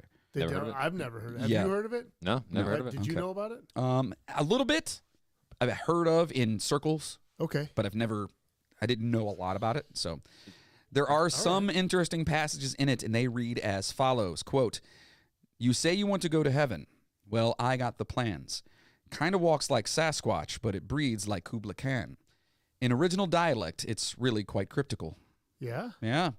Following that, it says, "It's That's- given me that's powers, crazy, dude. but kept me low. Many have scorned this. Modern day Pharisees fat with espressos." Interesting. Yeah, So it it's very- seems maybe. How long has espresso been around? Espresso's probably been around for a while. Whenever someone took a fucking bean and went, "Fuck yeah, bro."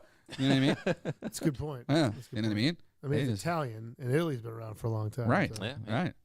So it also continues with, "You want to know paradise? Do you want to know hell? Ooh. Want to drink that cool, clear liquor? Better dig a little deeper in the well." Oh, I wonder what you find. Yeah. It goes on to reveal That's the weird. mantra. Does it say like what language this? Was this an English thing? I believe so. I believe so. Really? Yeah. It's I a book believe in so. Texas, so Yeah. maybe. Yeah, Okay. it's Texas, yeah. Okay. It goes on to reveal the mantra you need to recite to move on in the afterlife. Do you guys want to know what that mantra is? I would love to course. hear it. Yeah. This is intriguing. Texas, I want to know what I'm dealing with. All right. It goes, and you guys got to take this Is seriously. this word for word? This is word for word, and you guys need to learn this seriously. All right, like I'm listening. listeners, poopers out there, listen to this. Like get this in your Okay. head, okay? Okay. I listening. can't wait to hear. All this. right. I'm listening. It goes 1 for the money, 2 for the show, and a knick-knack paddywhack. Give the Lord a handicap. Ooh-ee, ooh-ah-ah. Twing, twang, walla, walla, bing, bang. Ooh-ee, ooh-ah-ah. Twing, twing, walla, walla, bang, bang. Oh, yeah. Ooh-ee, ooh-ah-ah. B-I-N-G-O. Ooh-ee, ooh-ah-ah. E-I, E-I-O. So you guys have to recite that. All right? You have to learn these And things. that'll get us past. Yes. So every time I do yes. a push-up now, when I go before I go to bed, I'm gonna recite this. All right. You so have to that's do it. that's the mantra. Right. That's So the mantra. it Okay. finishes with an emphatic phrase to remind you that in the afterlife, you're not running the shots anymore. No. Okay? Okay. what Because is you're it? not. Because you're dead, No, you're dude. dead. You're going someplace else. And And it if you simply, forgot that mantra, you're fucked. Yeah. right, big and it fuck. simply reads, What is it? quote, Yeah. It is written, I have spoken. Okay. So put this in your pipe and smoke it.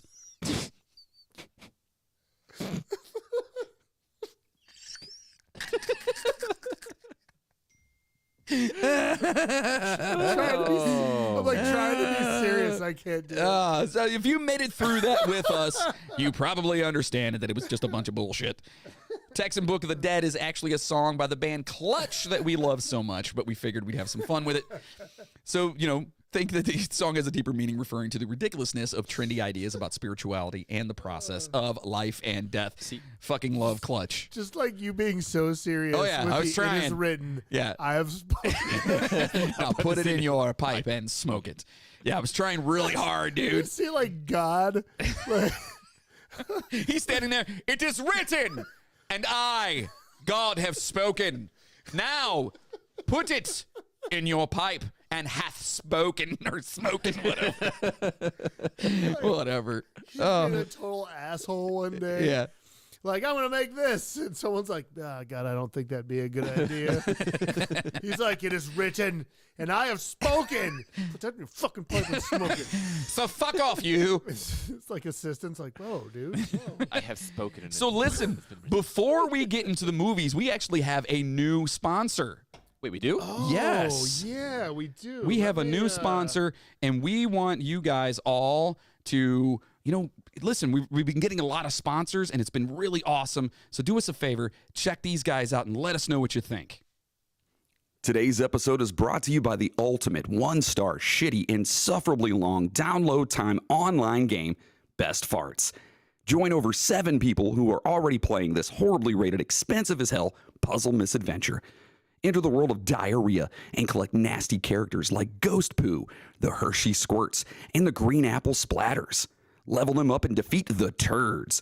With more than 2 miserable levels, hate your pathetic life with hours and hours of poopy agony. Download it today for Dreamcast, SkyPager, and all outdated flip phone devices. Best Farts, because fuck it.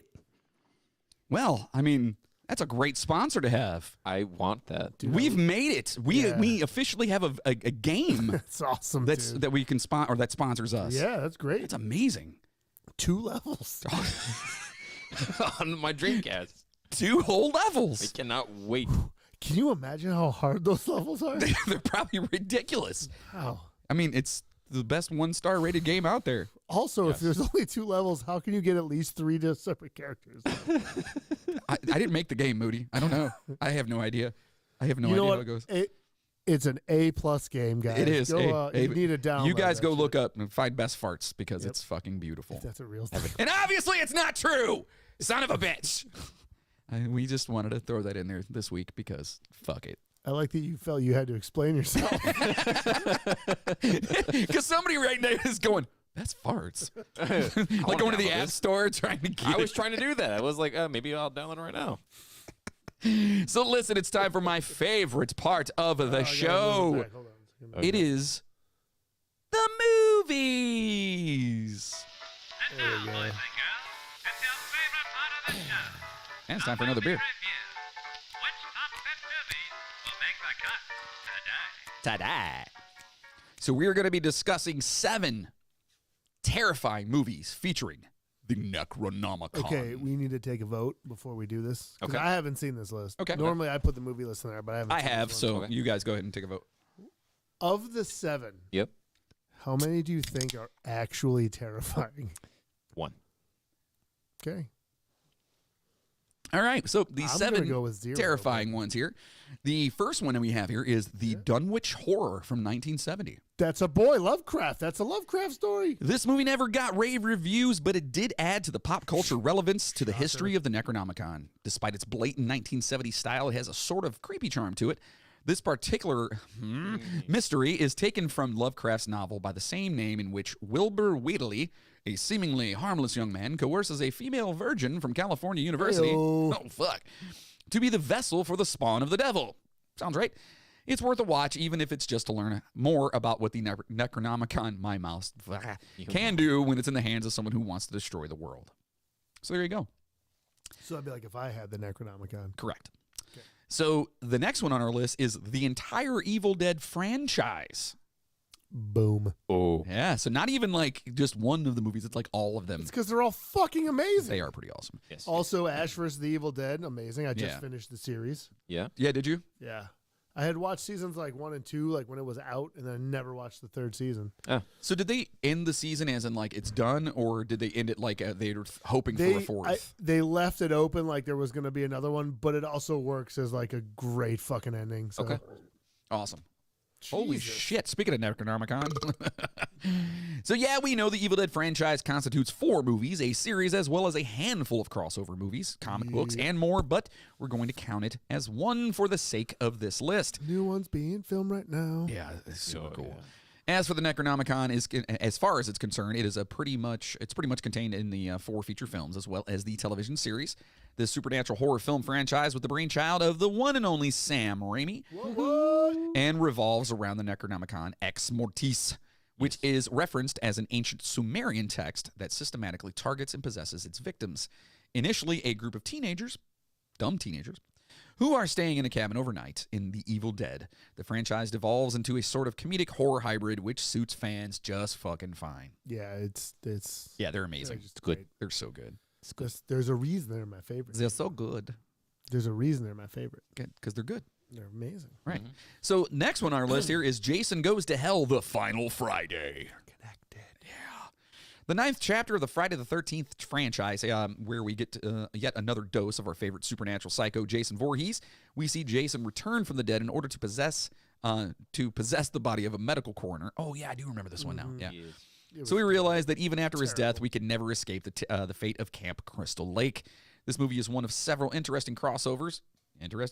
That appears with Raimi's Evil Dead franchise, as the Necronomicon and the Kandarian Dagger appear within the movie very briefly. Here's the thing, though, and Adam Marcus confirmed it later on, Jason Voorhees is now a Deadite after his mother made a deal with the devil to bring her son back. Holy shit. Yeah, buddy. Yeah. Confirmed. Holy shit, that's fucking cool. Why aren't they doing more with that? I told you. Remember we talked about it earlier. Yeah, but It's just- why are they not that doing would be that? huge. That would be Huge. amazing. Huge. At least give us a series. You know, like Something. a small little mini series or something like that. Yeah, come on, Netflix. Yeah. Hulu, That'd be someone- amazing. One of you guys, just not Apple TV, because fuck you, Apple. Yeah, they do. As everything I own is Apple products. Sorry. I don't know. I don't own Yeah. one. So the next one on our list is Necronomicon Book of the Dead from 1994. Seems self-explanatory. Yeah. This film is a collection of 3 terrifying Lovecraft stories brought together as an anthology. In the Cold, it revolves around a scientist who cannot tolerate warm temperatures. Okay. The Drowned tells the story of a man who inherits a dilapidated mansion from his uncle. And Whispers concerns 2 police officers who have to deal with a particular resident of a horrifying subterranean community. Particular. I got hung up a little bit on the end because I didn't know if I was going to fuck it up or not. And it was like, is there a Lee at the end? yeah. No. Yeah, I was reading it like, oh, please don't do a fucking Lee at the end. Next one here is Out of Mind, The Stories of H.P. Lovecraft from 1998. I have not seen this one. This particular movie never made it to the big screen. In fact, the low budget and actors made this a less refined yet interesting take on Lovecraft's original creations. We follow the story of a young man who inherits a book, the Necronomicon, from an estranged uncle, and against his better judgment begins to investigate the content of the book quite intently. After reading from the book, he begins to be haunted by disturbing dreams that are reminiscent of the Lovecraft universe. This leads him to become interested in the writings of the father of cosmic horror himself. So basically he reads it and all of a sudden just like, well, I really like H.P. Lovecraft. Yeah, great movie, guys. Yeah, I like it. Yeah, all right. This one, The Theater Bazaar from 2011. Okay. Seen it? No, seen it? No. This anthology of horror features a myriad of inexplicable and terrifying stories, part spiraling insanity, part supernatural exploration.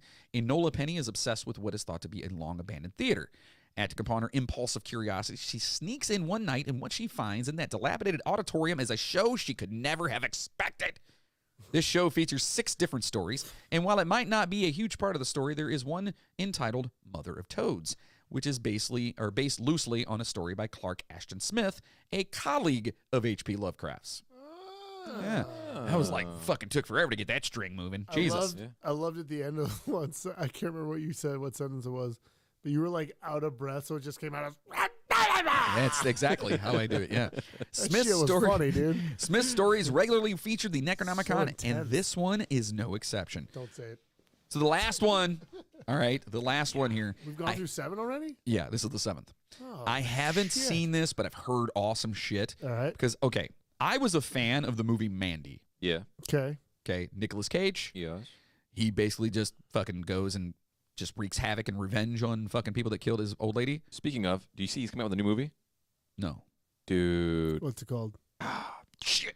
Is it called Color Out of Space? No. Because that's our next movie. Hey, what a segue. Hold on. Go ahead, keep going. Okay, so loosely based on the short story by Lovecraft. I didn't know that. I did know that. Color Out of Space is possibly the most successful movie to come out of the body of work of H.P. Lovecraft. This isn't, of course, due to a flaw in his story so much as inability to capture the cosmic horror subgenre in which Lovecraft is responsible. This doesn't follow the short story that Lovecraft wrote specifically, so it can't be judged based on those merits, but it does capture the essence of Lovecraft's cosmic horror. This movie focuses on a secluded farm that is struck by a strange meteorite, the consequences of which are quite disastrous for the family who lives there with the potential of it reaching the rest of the world. I gotta watch that now. I think I'm gonna watch that tonight. Sounds pretty good. Yeah, I think I'm gonna watch that and let you guys know how I think. His new movie coming out soon. It's called Willy's Wonderland. Oh, dude, yeah. I thought it was already out. Is it already out? Yeah. Dude, what the? He was just in another one about a pig too that apparently is fucking amazing. Yeah. Yeah, basically he gets locked for that one. He gets locked inside a Chuck E. Cheese, basically. Yeah. Have you guys seen they did the and they remake? come to life? Yeah. Well, they did the Yeah. remake. Remember, like last year, 2 years ago, they did the remake of fucking what are those goddamn things? Oh my god, the Banana Splits is a horror movie. Oh yeah, I heard what? about that. Yeah, I didn't see it. It's like it's fun. You can tell it's like low budget, but it's still fun. So it sounds like it's like a version of that almost. Yeah. I don't know. Nicolas Cage, I love that he's actually doing these weird ass kinds of movies now. Oh, yeah. Because he's a weird ass kind of dude. So I was thinking about this. Uh-oh. What if? I was thinking. Just like, what if, man? Like, this would be the ultimate, like, I fucking got you scenario. Mhm. But, like, what if he's doing all these fucking random, just bullshit movies and acting all crazy just to fuck with people? I hope that's the case. Yeah. Like, what if, like, he's I'm like, pretty sure it's because he's fucking broke, He's but like- I hope that's the Yes. case. But what if he's Cased? like 80 years old, right? And he's just like, remember that time back in like the early 2000s? Remember that shit when I was in all those really weird, dumb movies? I was just fucking with you. Yeah, I was just fucking around. I would love that, to be honest with you. That'd be so amazing. Because, dude, he's a fucking nut job, but I love him as an actor. Yeah, he's he's great. really I good. really do. Oh, he's great. I've always loved him as an actor because he's just so fucking weird Hell and yeah, man. quirky. Yeah. National You know? Treasure and Gone in 60 Seconds. Top two. See, favorites. I'm not a fan of those. I was more of a fan of like. Well, you're also not a fan of Ghost Rider, dude, so fucking Raising Arizona. I thought Ghost Rider was horrible. Raising Arizona's Arizona amazing. is one of the best movies of all time. To Con be in Air. my Con Air was great. Con Air was good. because he was so like over the top and So douchey. ridiculous, yeah, it was yeah. such a douchey movie, but it's so fun. Oh, it's was great. good. God, Steve it's so Buscemi good. is amazing. in that Steve movie. Buscemi, yeah, he's great. Oh, he's got the lipstick, right? Yeah. yeah, no, yeah. Yeah, No, that's that's Billy Madison. Billy Madison when he no, calls in Steve and be Buscemi. Wait, hold on. Steve Buscemi, what was in, He was in like- Con Air? Yeah, he was like the evil cannibal dude or whatever. Oh yeah, Or the yeah. You're child, right. the child You're right. killer guy. Yeah, Yeah. yeah, yeah. And he met the little girl. Yeah. And was walking around with her, and it was all fucking weird. Yeah. We're like, Yeah. what's he gonna do? We know Please what don't you're do gonna it. Yeah, so it was great. Anyway, I love all those, and not that I don't know. I could not get behind the National Treasure movies. I liked them. The first they one, were like I liked silly, the first one a but they were lot. great. The second one was more far fetched, and I didn't really. Yeah, I didn't yeah. It was care for that. literally yeah. like if you bought the Da Vinci Code from Wish. That's what National What? Treasure was. That's like Yeah. no. It's the same No, it movie. is not. It's the same fucking movie. National Treasure was so much Here's better a than code. Da Vinci You have to Code. figure it out. It's on the back of a dollar bill. Like, you know what I mean? I don't know. I don't know. But see, the thing with that is National Treasure thing is way more of like that hits a lot more close to home with like conspiracy type dudes. Yeah, that's the reason why I liked it so much because the Da Vinci Code is more like the religious portion, of Yeah. things, which I'm not But really. this is like I like this the can history. relate to like dudes. Yeah, this you stuff know can what I'm actually saying? be Like, going on too. Yeah, I don't know. Anyway. Conspiracy, dude, that's like it's fucking perfect. I for think that. his best movie he's come out with recently that I've seen is Mandy. Mandy is fucking haven't seen badass. any Dude, of you his. gotta I haven't watch seen it. Mandy yet. It's like really weird and psychedelic in parts and stuff because they're like Yeah. him and his old lady are like smoking pot and they fucking like start tripping or doing whatever. And then all of a sudden, not to fucking ruin it for anybody, I'm not going to. Just fucking watch it. It's too new I to don't know. ruin. I'm about to go home and watch Willy's Wonderland right now, though. If that's out. I'm gonna watch this one. I'm 99% sure that's on Netflix. Yeah. Yeah, I'm gonna watch Color Out of Space tonight. I'm gonna see that. And if you guys have seen it, listen. I've If heard any of you guys I've have heard seen pretty this, good let us things know. about that Color Out of Space. Yeah, I heard it was pretty badass. To be honest with you. Oh, Kick Ass. What? Kick Ass. Oh, he was in Kick-Ass, Yeah, wasn't he? Sid just said that he was in that. And yeah, Oh, yeah, that's kind of. I never seen Kick Ass. I don't know. Me What do you? I mean, you've never seen it? No. The little girl in it's fucking Yeah, amazing. I've seen the is trailer that, with her. No, Yeah. I have seen. Have I seen that? I don't know. He's having a fucking talk with himself over here. I don't know. Have I? Did I? Did you? Hey, dumbass. Am I off screen right now? Yeah, like I Am don't I know. on screen? Yeah. You're there. All right. You're there. All right, so passengers, we hope you enjoyed your ride with us on the Necronomicon. We know we got a little bit nerdy on that one and kind of went out there, but it's super cool. First of all, you got a guy who is either, I think he's both genius and fucking insane, H.P. Lovecraft. And racist. Don't forget Well, racist. he's super Yeah. racist and anti-Semitic as a motherfucker. Yeah. He was real bad, which sucks, but don't judge. Listen, you can judge a person's work without judging the person's character. See, Correct. You can do that. That is such a big problem today. Oh, Yeah, yeah. it is. Yeah. People can't separate the bullshit. You can from the- separate that shit. And I Yeah. know it's hard to do because when you sit there and you find somebody and you're like, wow, I love this. But then you find out, okay, they beat their fucking wives. Okay, he's a piece of shit. Oh yeah. But that doesn't mean that what he created isn't something amazing or she created. Right. Okay, you can hate that motherfucker all day long. That doesn't mean you have to fucking squash everything he's ever made. I Yeah, agree. sure. You don't have to. That's just my opinion. You don't have to, take that. You guys can run with it and fucking tell me to fuck off. I don't give a shit. Everyone has the wrong opinion every Yeah, once in a while. that's right. Right. And it's always you. No, I'm just kidding. No, but seriously, like he was the predecessor to so many fucking people. Yes. Like there's people that even today that are creating films and writing books and stuff that'll sit back and go, it was H.P. Lovecraft that got me to where I am right now. Like you the know? Mummy. Well, if you go back and you listen to our episode, we actually talk about the H.P. Lovecraft and how many people he influenced and shit Yeah. like Yeah. that. So Yeah, so it's absolutely. super cool to me that he did that. Right. But then it's super cool to me that there are the cultures of, Egyptian culture and stuff that you could actually go and buy a book to basically to guide help you. you, Yeah, yeah, through to the- guide you. yeah. That's fucking amazing. Yeah, it's cool. We should have shit like that for a couple reasons. A, if it's true, kind of going to need that. Yeah. B, even if it's Yeah, but- not, But how do we know? it's like a sense of security at that point in time. Yeah, true. You know what I So mean? like you have to go up to see St. Peter and there's like 42 judges up there. Is that how it goes? If that's true. And then what do you got to do, man? Each judges the I 42 want to know what the sins. damn questions are. Yeah. Well, yeah, if you know what they are. I want to know what the 42 sins are, though. I'm sure I've gotten all of them. I'm just curious about that because there's Actually, 42 no. judges that judge the 42 Yeah. sins that you may or Maybe may we'll not do a have done. bonus on the 42 sins. I think we should. Yeah, That that'd be sounds cool. fun. Find out what the Egyptian 42 sins are. And That's on you. That sounds like too much work. yeah, yeah, throw it in there. I could do It's that. a lot of We'll fucking- knock that out. They got you, It's mate. 42 sins, dude. Yeah. If it takes you like 2 minutes to read each one, that's a long ass episode. It's like, sir, number 39. Have you ever masturbated with mayonnaise? And you're like, no. But we have video of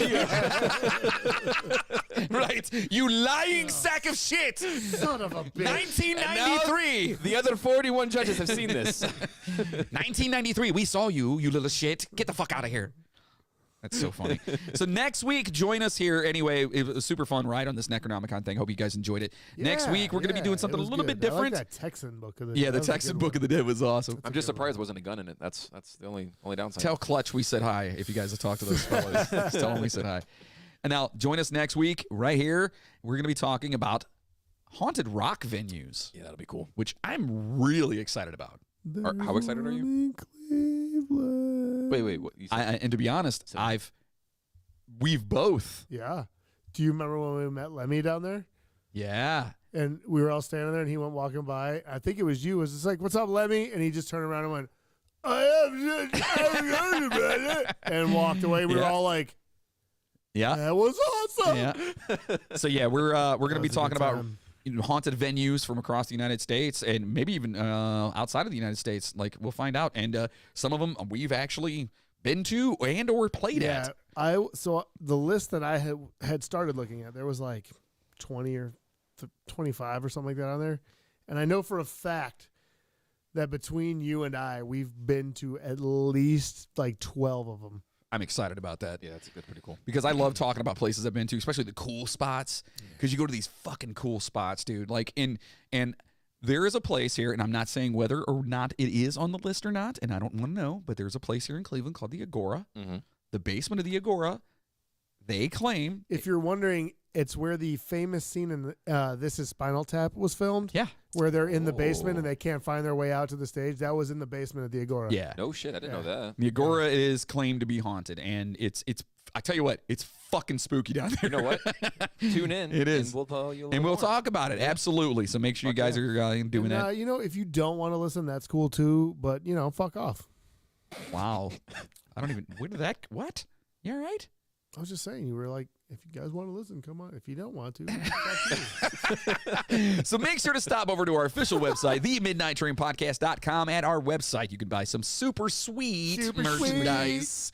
And we got some new shit up there. You guys get over there and The big check that hairy shit out. man ape. Yeah, and listen, you know what? Marginally. Right now, I'm going to go ahead and Marginally say it. If you want to save 20% on your order of $25 or more, just put Nice. in the code producer. All right? We're going to do that right now. Producer. Yeah. Yeah. Doing it. It's time for me to buy a new shirt. Yeah. It's time for me to actually get one. Yeah, so just go and type in producer, and your order of $25 or more, you will save 20%. That is amazing because Yeah. you're opening that up to everybody. Absolutely. Yeah. For right now, this episode. So that also includes you. I'm going to change it in like 3 days. No, I'm just kidding. You guys get out there and Give it till the next episode. Yeah, you guys get some merch. And if nobody's bought anything, we'll do it again. If no one's bought. I was like, wait, hold on, what? So over there, you guys can find your Fecal Fighter Shit-Eating Robot t-shirt. You can find your Don't Be a DeSalvo t-shirts. You can find your new fucking Ape Man. Marginally like big hairy man beast. Yes, and it's proud to be one. So, Oh, ladies, yeah. get it for your husband. There's T-shirts, or husbands, your boyfriends, your whatever, your fucking whoever. Get it for him. There's T-shirts, there's mugs, there's all kinds of cool You shit. know what? Just get it for whatever. Get it for yourself. marginally ape like big Yeah, hairy man you know what? beast Maybe is in you're your a life. fucking marginally ape-like, Right. hairy man beast. Who fucking cares? Yeah, Rock it. yeah. And send us a picture. I've of known it a as well, couple too. women like that. I'm not gonna lie. Yeah. And I was afraid of them. I bet. Yeah, She sent him a t-shirt. yeah. Oh, well, it was my mom. But anyway, Okay. That went dark. all right.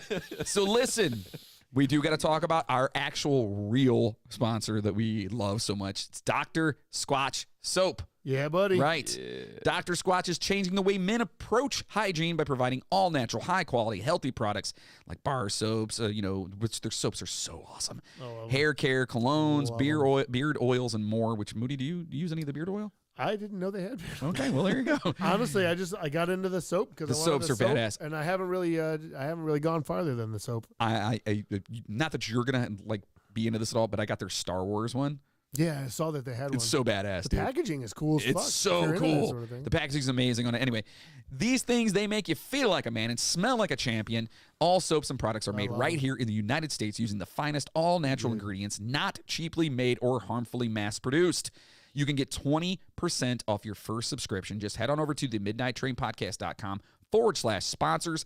Click on the banner and use promo code DSC Squatch20. That's DSC SQUATCH 20 to get the best damn soap. And that's no joke.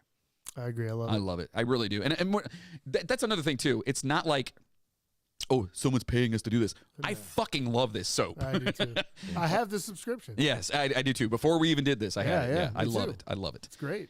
And listeners keep asking how they... I did it again. You do that all I know. I What don't... the fuck is wrong Now with it's you? become a thing. Asking how they can help keep the steam in our engines. Well, if you like what you hear from us, consider being a producer of the show by heading on over to themidnighttrainpodcast.com and clicking on the Patreon button, or just go to patreon.com/themidnighttrainpodcast. For as little as Yeah, $5 a month, you can get all kinds of cool shit like custom shirts, custom posters, custom stickers, bonus episodes, which you will be hearing plenty about. There's a ton over there, and there's going to be a ton more coming. You know what's fucked up, dude? I don't know what. That I had to subscribe to Patreon so I could listen to my own goddamn bonus. Wait, did you episodes. subscribe? Not yet, but I'm going to. I'm like, wait a minute, I didn't get any notification. I have to subscribe to that shit to get my own Right. bonuses. Even us, we subscribe to it. Subscribe. That's fucked up, dude. Even my wife subscribes to it. Too. Yeah, she loves does. it. Yeah, my daughter-in-law subscribes to it, and yeah. I don't know anybody that does. Yeah. I know plenty of people, and it's amazing too. So if you're a diehard Midnight Train fan, Chainsaw's been a producer since like the 1750s. yeah, before we were even in existence, Yeah. like he's just Pretty cool. yeah. He's been saving money. He just gave it to us. If you guys want to help produce this motherfucker, that our Patreon's for you, and you become a pooper, and we'll send you all kinds of cool stuff. You have special invites to everything else, and to be honest, it's gonna be fun. Live streams of our ghost hunt. Ghost Hunt coming up October 30th. 30th. Yes, sir. It's gonna be badass. Just to even be called the pooper is just it's I know. it's phenomenal. You guys are poopers. You're poopers. You're poopers. I'm a pooper. You are a pooper. I am a pooper. You're not a pooper yet. Moody's not a pooper. I'm a party pooper. Everyone likes a party, but what is? How does it go? Like no one likes a but a part. Yeah, Fuck it, I know whatever. I know what you're It's the saying. party pooper one The anyway. party. Yeah. So also you can easily like, subscribe, and rate us on your favorite podcast platform, and most importantly, share the Midnight Train to everyone. That is seriously the most effective way of getting us out there more. Is just tell your friends about us. Because you clearly have bad taste, so all of your friends would have bad taste as well, and they would probably like us. Wait, what? Right. Yeah. Yeah. What he said. Yeah. Yeah. Just tell everybody. You know what I'm saying, right? tell 'em all. Yeah. Like Like the people listening clearly have bad taste. right. So their friends Right. would also clearly have bad taste. Because you By you the know, way, you're with Moody is like high right now, so just don't listen to a fucking thing he said. Dude, he looked at me like halfway through. He was like, dude, I'm fucking high. So it worked. It worked. I'm good, dude. I'm good. But it's amazing in that, seriously, you guys telling everyone about us, even if they have bad taste and you have bad taste, then fuck it. Guess what? You have the best damn bad taste I've ever met or known, and fuck it. And I'm the one that's all right. Right. Oh, no, I'm not. I'm getting a buzz on, so it's fun. We can't thank you all enough for the love and support that you guys have given us. Like, it's so cool, like online and everything else, and you guys really do keep the train moving, so thank you so much. And I really want to talk about our superheroes, the people who really support us, our poopers. I love talking about poopers. Give it to me, baby.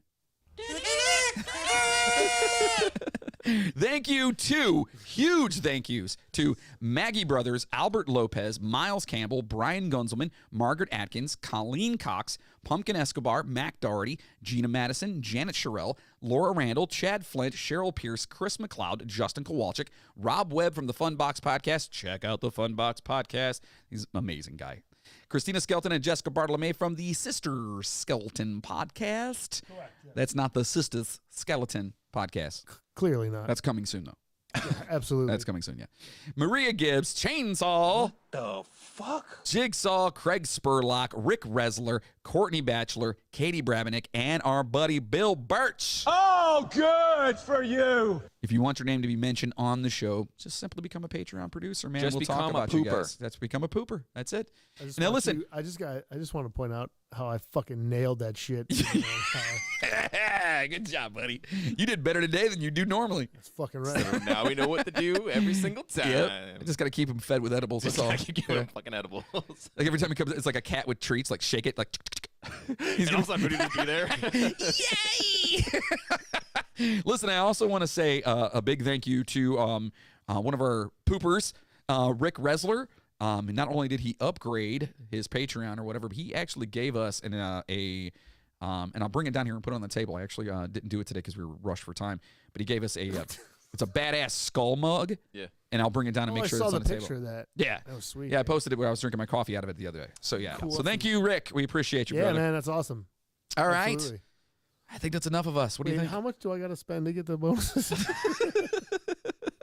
We'll talk about it later. I'm just wondering, dude. I got you. We'll take care of it for you. No, it's, man, I was trying to do a little advertisement right there, and you just blew it. Oh. Yeah. Well, it's only $5, Moody. Only $5? It's only $5. And I get all the bonuses. You get all the bonuses. The bonuses. That's and fantastic. you get to watch live stream shit. Really? Yes. What are you guys live streaming? Fucking everything. Yeah? No. Not yet, but we're getting there. We're working on it. We're working the bugs out. Right now, we're live streaming on YouTube, and at least most Barely. of it, kind of. How did it work out? It was all right. It was all right. We hit full we ran into a few disclosure. issues, but Hold on, it's all good. full disclosure. Yes. We're doing this shit during a power outage, right? Yes, we're running on John fucking has Jenny's. a fucking generator. Oh yeah, and that's the only reason this is happening. I totally right now. forgot to even mention that. Yeah, yeah. And then about halfway through, It it just seems came back. like the power kicked back on. Yeah. yeah. And we lost video feed for a little bit, huh? Yeah. It was all good though. Look, that's what I'm saying. My wife is mad at me. Keep going. There's, Spill it. there's no power, Yeah. right? Yeah. We're on generator power. It's Yeah. also your wife's birthday as well too. Like That's why she's mad at me. Well, that's another reason why she's mad at you. I love you. I really do. No, but all that shit, And we're still Just here. and be here we here for are. you guys. We're still doing it. We don't fuck around, man. That's right. That's Fuck. right. That's right. That's right. We big pimpin'. That's now. right. You guys, we do this shit.